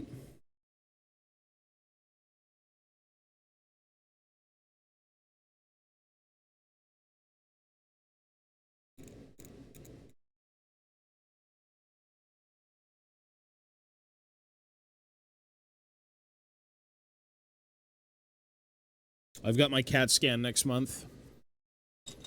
Can't even remember when I was... Well, actually, you know what? It was when we were doing the Dwarf Project, the Thane, on stream, that I got a text saying, like, hey, you're scheduled for August. And we did that Thane, like, what, last month? Early month? So that's not, like, the most comforting thing. Oh, I didn't even do this yet.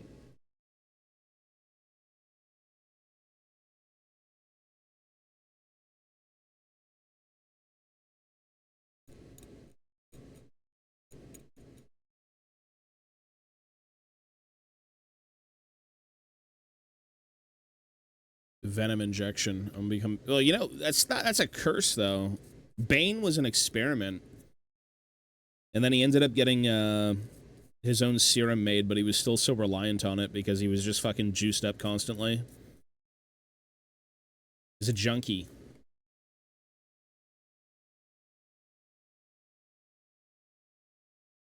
Yeah, speaking of Bane, I think there actually is a movie or show coming out of Nightfall, which I want to go watch so badly, because that's, like, the Bane arc.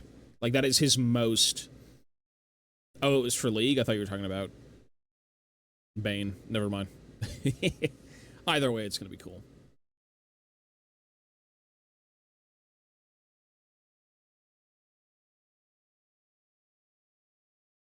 I just don't feel good. Your body just doesn't feel good, and so you need to know what's up, so you go get scans and you see what's up. I think they're developing a new type of, like, bodily scan. Where you lay in, like, a tub of water and there's no, like, radiation or anything hitting you.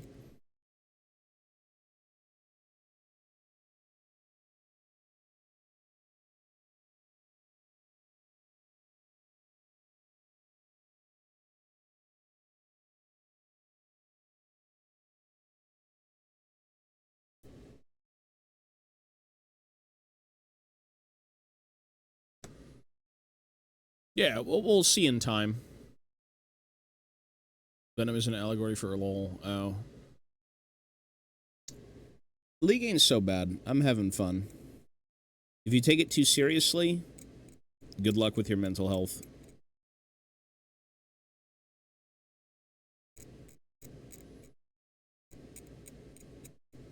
Everything in doses. If you OD on League, you're probably gonna lose your fucking mind.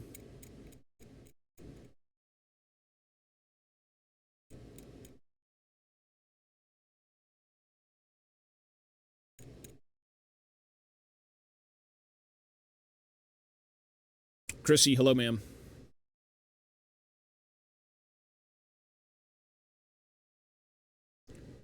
Well, I don't think you sit naked. I think you're supposed to be in, like, trunks or something. But, I mean, if you have your whole body get scanned, I mean, my dick's gonna be flapping around in that pool. I don't care. I wouldn't have any problem with that. If you get your whole body scanned without the use of radiation and everything, and they can just, like, detect and see what's going on, I mean, that would be a great... That's a good, like, trade-off.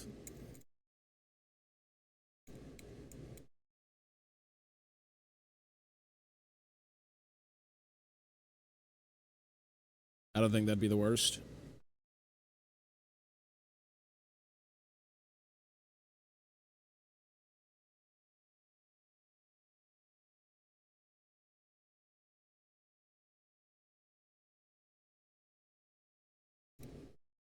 Technology's ever-changing.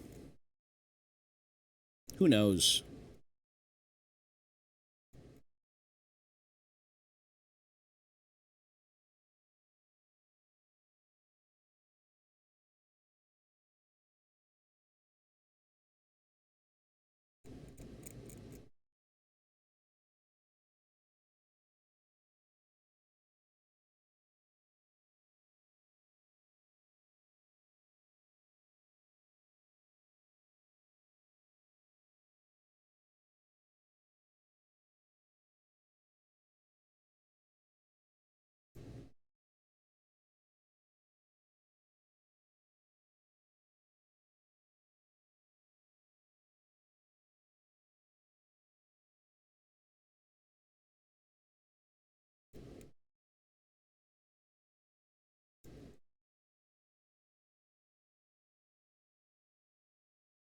Your brain is cooked. Well, it's good to see what's going on, right?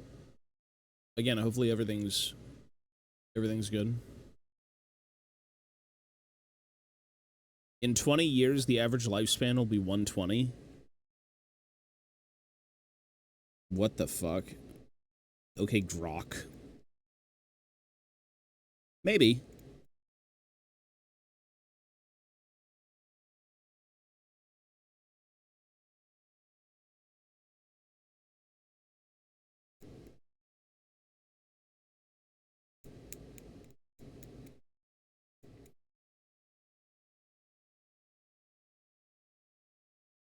That would be something.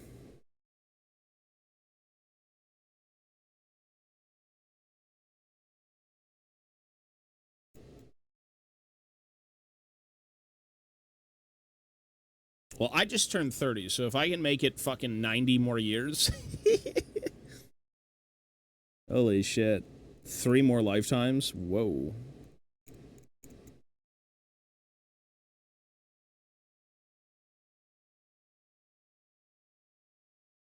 That'd be something. Well, I don't think 80-year-old me would even know what the hell League is. I think my brain would be so fried. I'd be like pushing circle bricks into like square outlines. Waiting until it worked.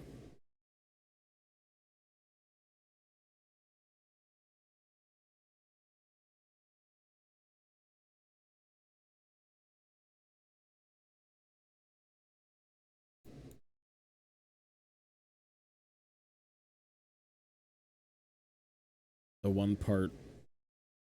I invented that word. That is a Tobias Fate word.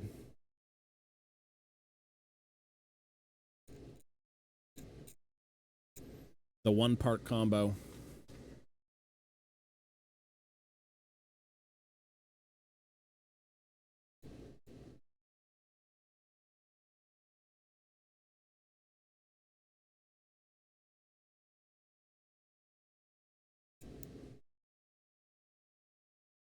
I humbly take credit.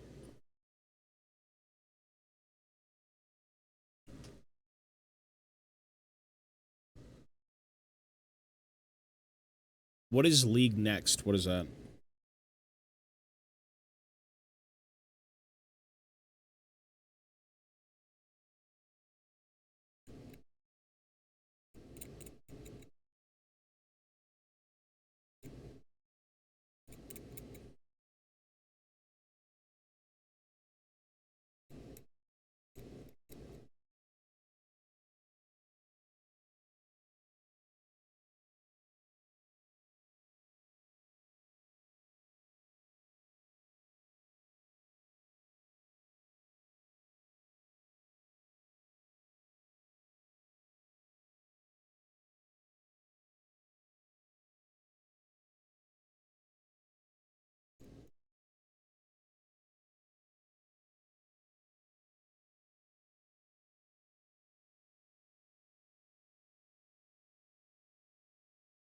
Oh, right. I mean, I actually think Riot makes good products, to be honest. I think the biggest thing about Riot products is they're consistent and they know what they want and they give you what they know they want. Like, when they set out to make something, they make it as exactly planned.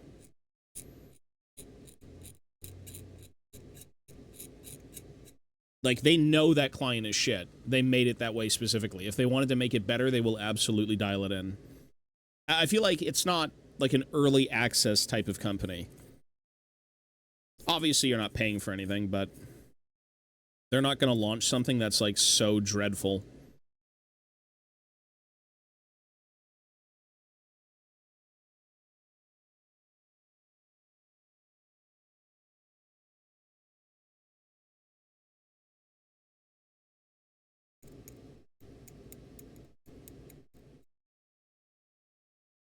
But who knows? We'll see, right?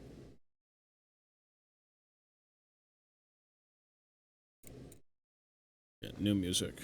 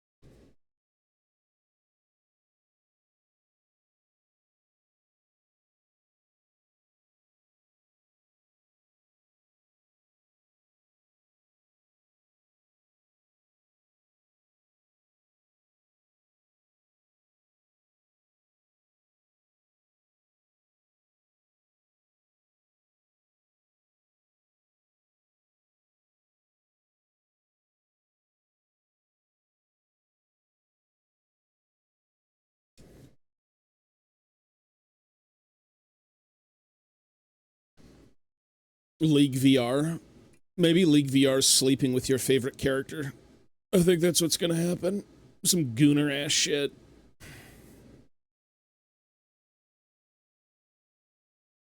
Imagine getting a date with Gragas in VR. And it's his old character model.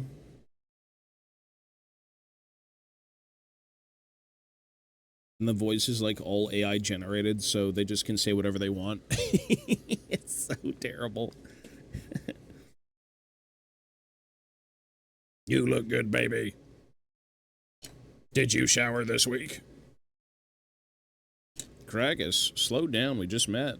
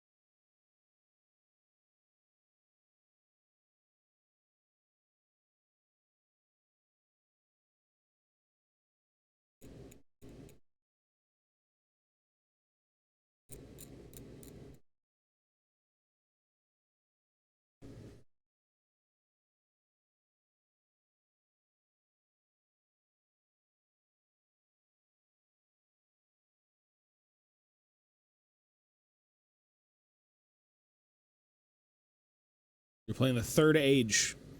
What console are you playing on? Is that you playing on an emulator? I remember you brought that up recently. By recently, it was like a week ago or 2 weeks ago.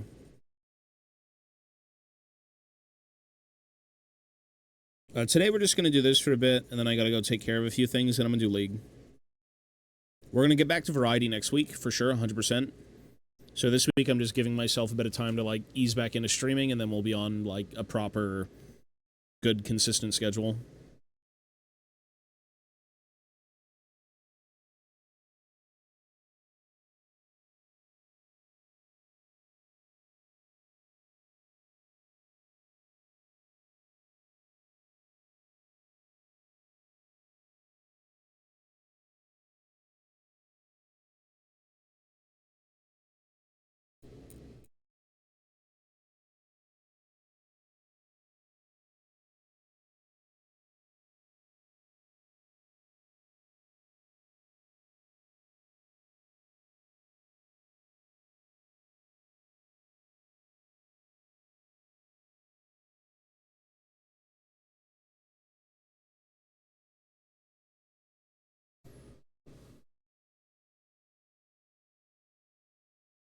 It wasn't Dying Light that burned me out, no, it was just everything. Everything burned me out.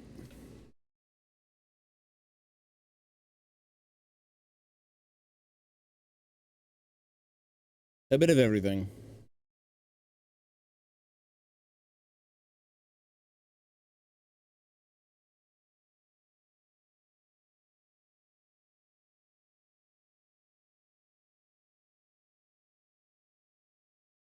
But I do believe that life is very much about having a mix of different things to do. If you did the same thing every day, all day, with no, like, you time...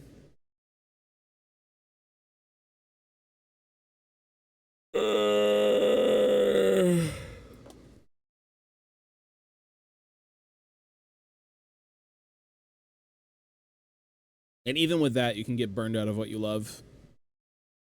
I was burned out of Warhammer, burned out of, like, Variety, burned out of League. Just burned out of everything.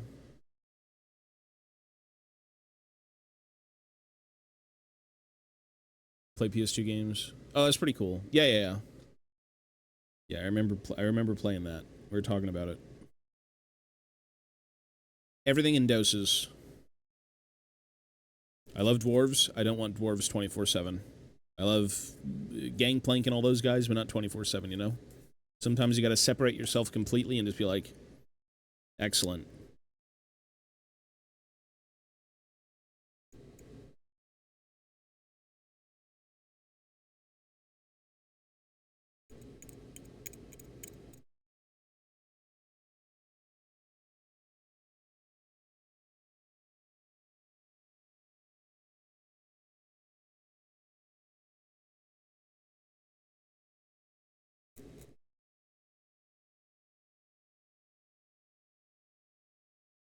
Everyone needs a break. Absolutely. I've played Conquest, yeah. It was okay. The classes weren't very unique. You could have, like, the Balrog fucking kill the Shire. Like, I did play that one, yeah, it was good.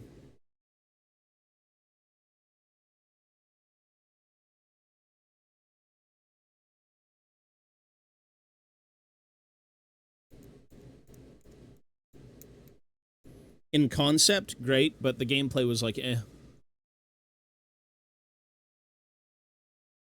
Gimli dying to the Balrog of Moria. I don't remember. It's been so long since I've played it, but it was a great concept of a game, but maybe like a little lackluster in execution. It wasn't very popular.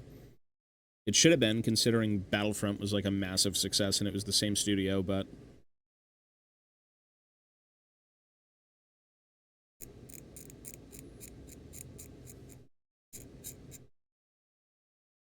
It's kind of a fucked up thing. Imagine if Gimli did die in Moria. That'd be, like, super fucked up.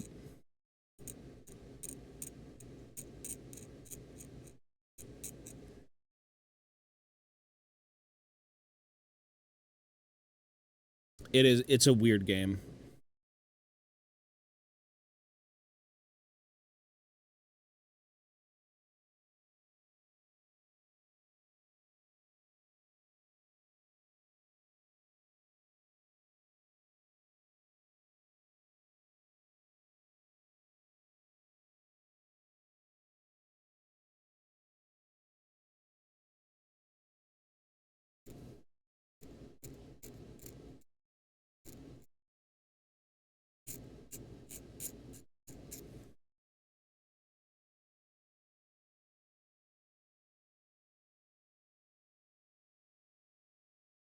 I remember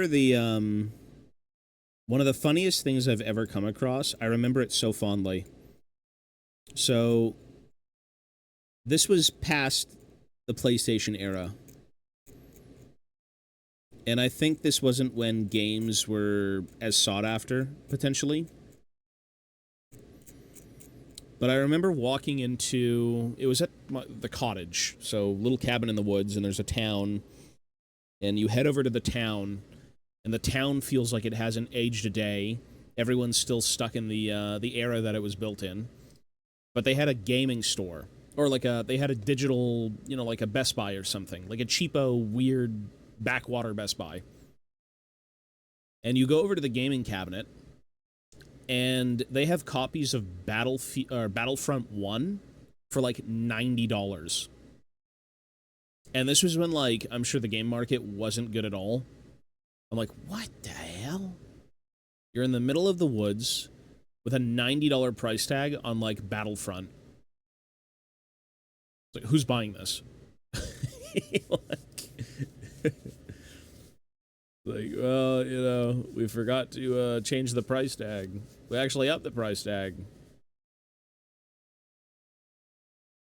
Kind of reminds me of a store we used to have here. I think it was called Circuit City or some shit.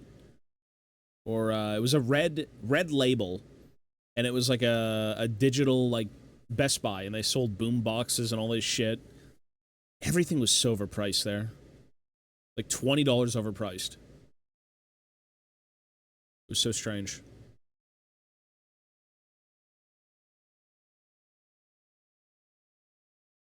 Radio Shack, that's what it was. Thank you. Yeah, Radio Shack. I've never seen a good price in Radio Shack, I gotta say. Maybe on some of their deals, but like every time I walked in there, I was like completely disappointed, and there was no reason to buy from Radio Shack. Just go to Walmart.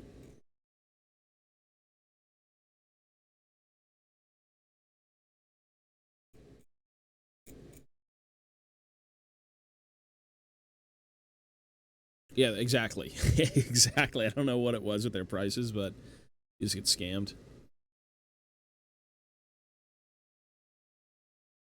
The fan base is big as Star Wars, Lord of the Rings, who would have made a second game. They could maybe do it justice. Yeah, yeah. Osgiliath, Moria, like, I mean, they even had Minas Tirith and everything. The Shire. It was a fun what-if game. But yeah, it didn't really have much traction.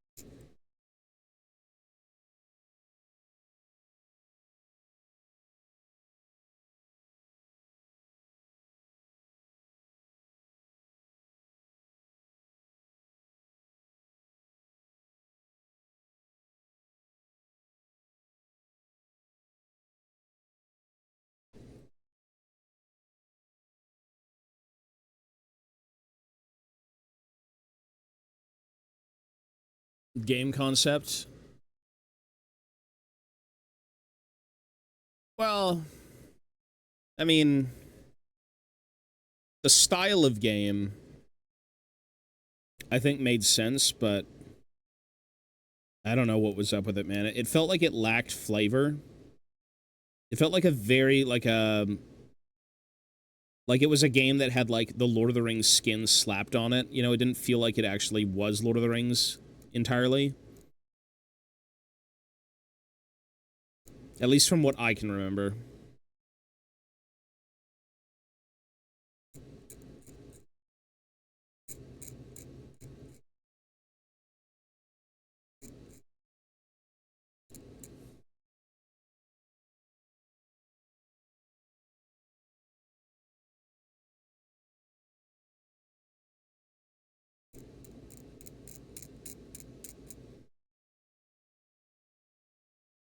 Yeah, go for it. Post it in stream sharing.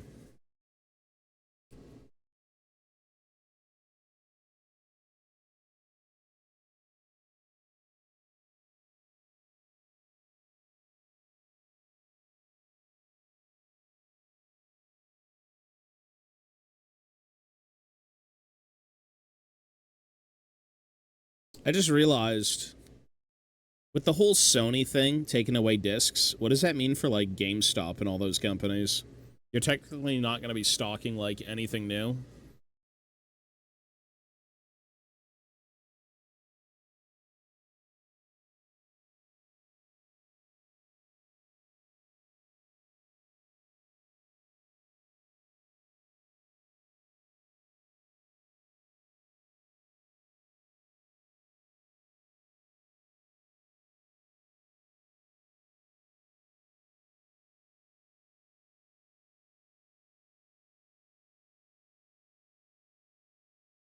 They're cooked. I was gonna say, I'm like, what do you do in that instance? I mean, the store sells more Funkos than it does games, but...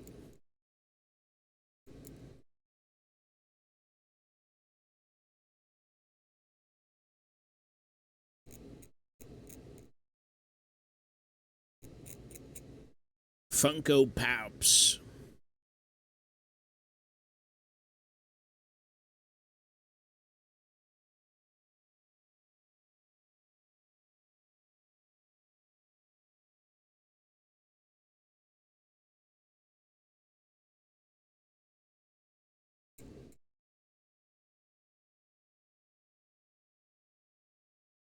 I think, well, you know, other companies are going to try and do that eventually. I mean, wasn't it Sony? I think Xbox was going digital and Sony said fuck now. And now it's like a reverse. Maybe I'm wrong in that, but I think I heard something about that.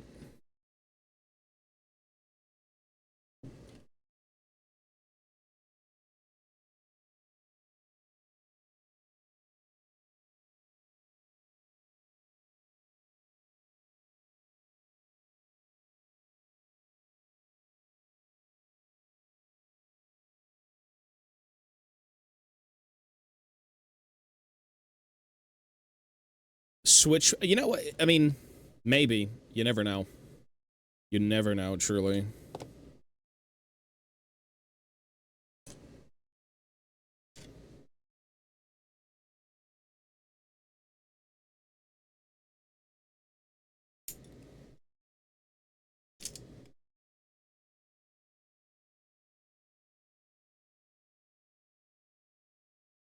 I gotta sharpen these things.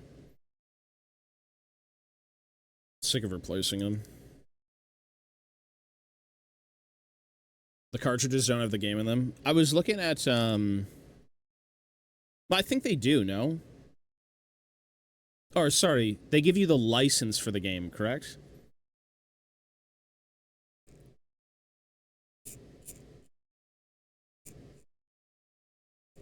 It's literally like a representation of the code or something. So it looks like the game, but it's not.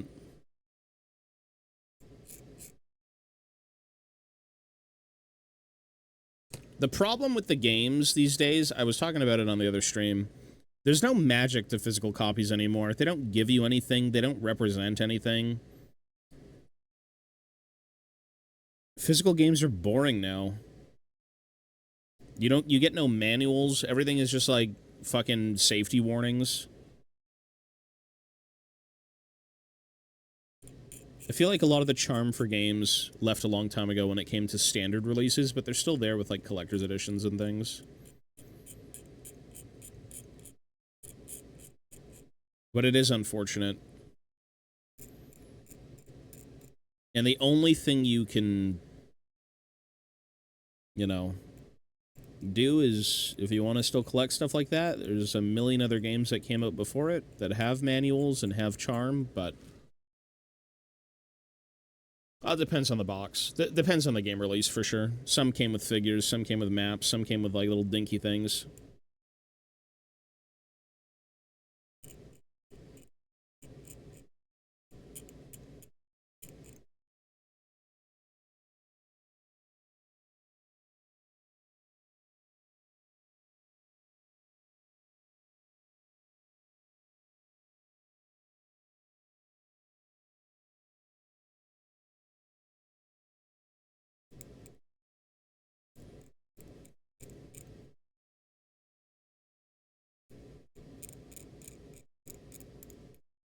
Like, I love gaming, but I fell out of love with, like, collecting physical games. Nothing sparked my interest. Nothing was, like, enough to make me want to get back into it, you know?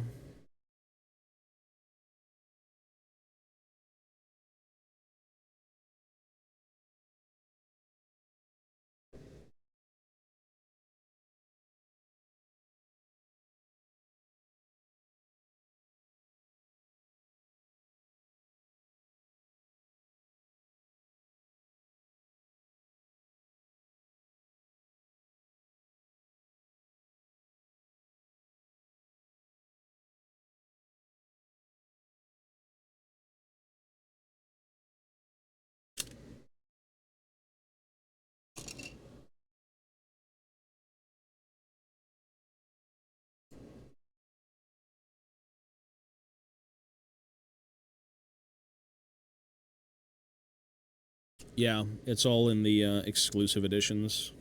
Collectors, limited.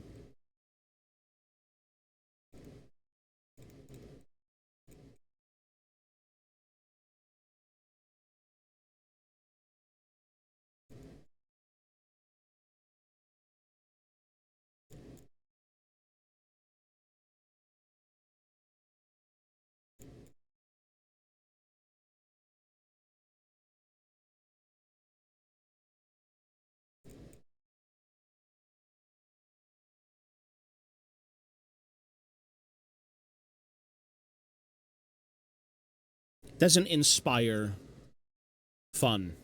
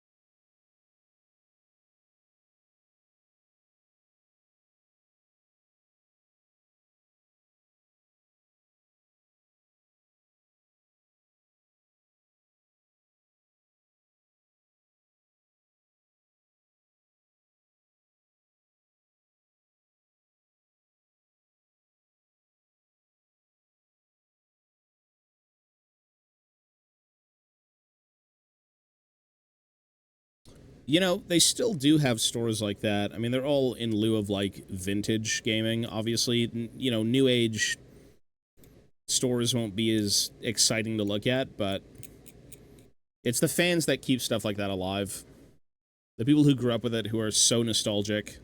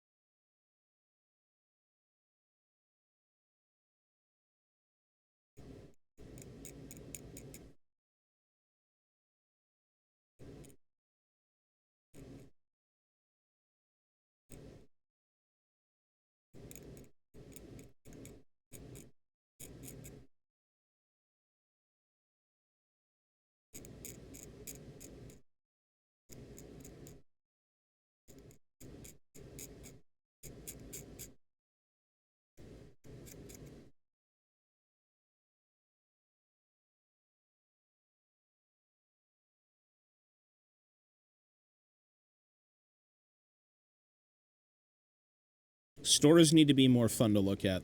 I will say that, though. Older Games Workshops were so much that.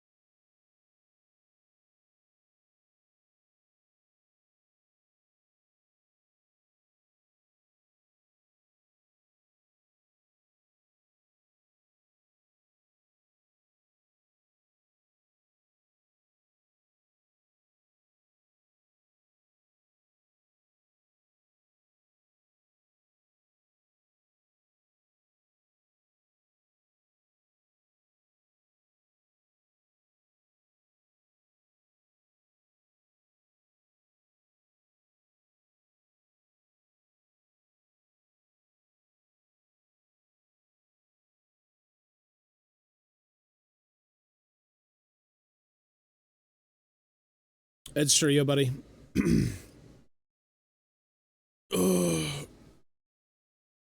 Give me, sorry, one sec.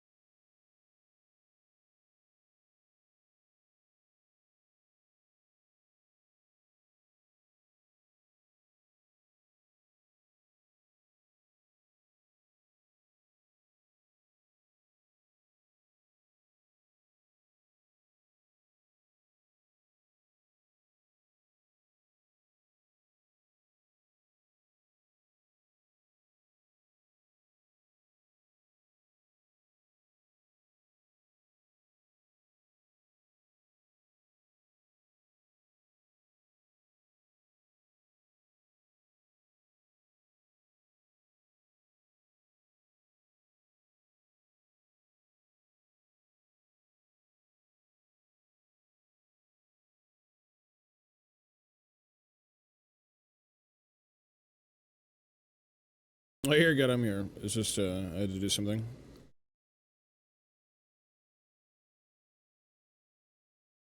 We do have to call it quits here very, very soon. We're not really doing anything crazy, but yeah, I do got to head out and get some stuff done.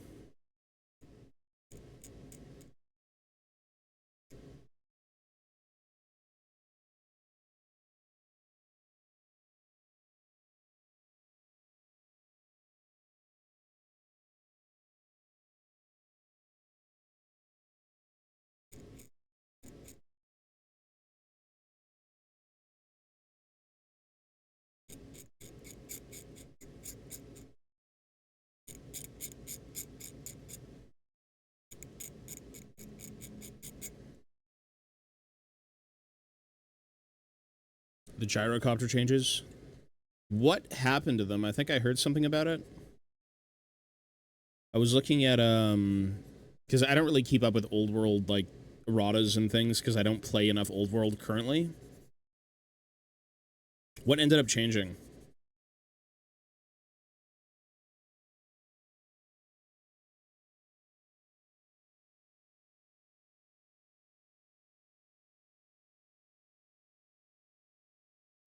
I don't think that's not logically. I mean, that's probably how they always should have been.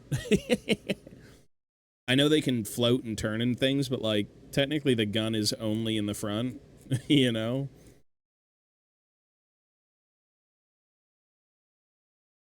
It's like saying a steam tank could kind of do a 360 shot with the cannon, you know? I think that's a fair thing. Considering everyone's also spamming gyrocopters, it's like they maybe should be fixed a little bit. That was always the case for old 40k and everything, right? When you had pintle mounted or like hull mounted sponsons, you know, you can only shoot in certain directions. Yeah, because imagine a 360 gyro. It's like, just imagine that. Like, the gun itself does not turn 360. The gyrocopter could, like, levitate and then float, but, like, it's like a hull-mounted piece. It doesn't really move. It's still in Heresy? Yeah. I think that's how it should be. That's fair. And again, consider, like, how many gyrocopters are seen in every game of people playing dwarves. The fucking Battle March box has 2 gyrocopters. Which, yeah. They come in pairs of 2. I was looking at that new Battle March box for the dwarves, the Ziflin Force. They basically take a Thunderer box and a Warrior box, and they chop the sprues in half, because you get 8 sprues per box, and they give you 4. So you're getting 4 sprues of Warriors, 4 sprues of Thunderers, and Quarrelers and Rangers. You're getting 1 box of Gyros, and you're getting basically an old school box of, like, Longbeards, which used to come in 10s, and now they're like 20s. So that was interesting. But yeah, gyrocopters are kind of everywhere.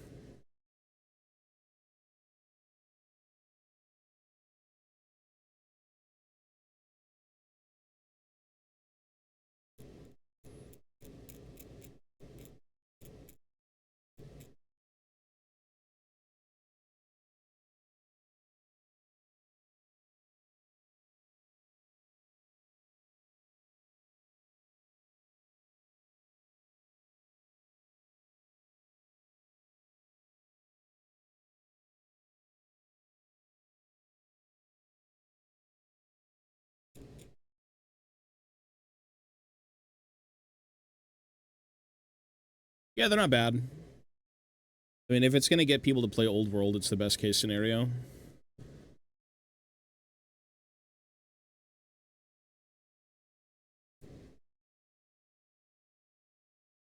Old World is just a very hard level of entry. More minis, more convoluted rules. You know, it's not typical modern Games Workshop movement. Everything is rank and flank. Flanks matter.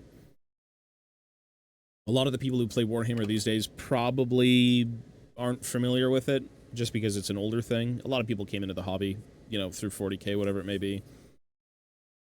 It's not a very beginner-friendly game, but it was never meant to be. So hopefully Battle March inspires people to kind of pick it up, learn a bit more, you know, figure out the nuances of Old World. Because the rules crunch is definitely what makes it a little bit more exciting. If you're looking for a more streamlined, fun, get in there, roll dice, and have a laugh, you know, play AOS. Play 40k. Little greasier with 40k, right? AOS is the most streamlined game out there, but... You know, you want that level of depth for Old World.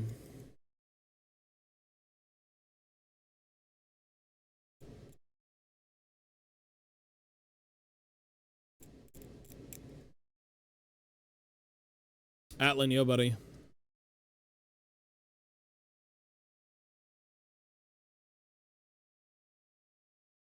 Yeah, it's very,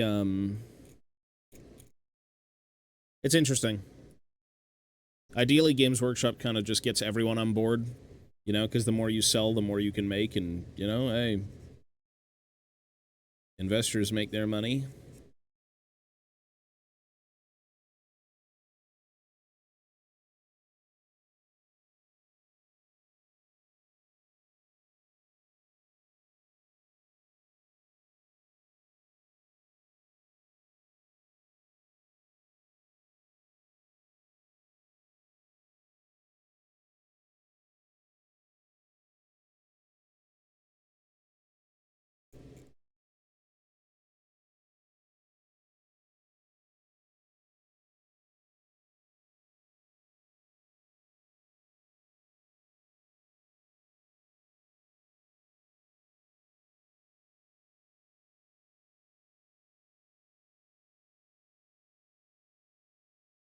I think I actually do got a dip, though. This is probably my last piece.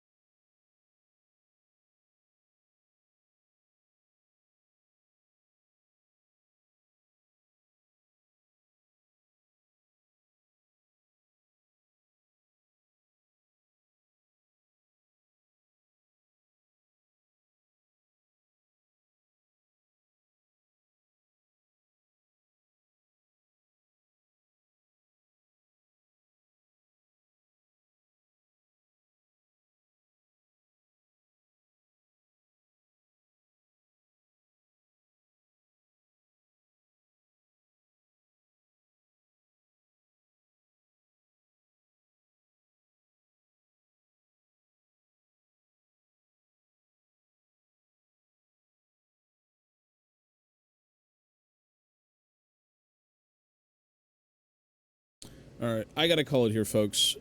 I have a few things to go take care of, but I will be on this afternoon for League streams.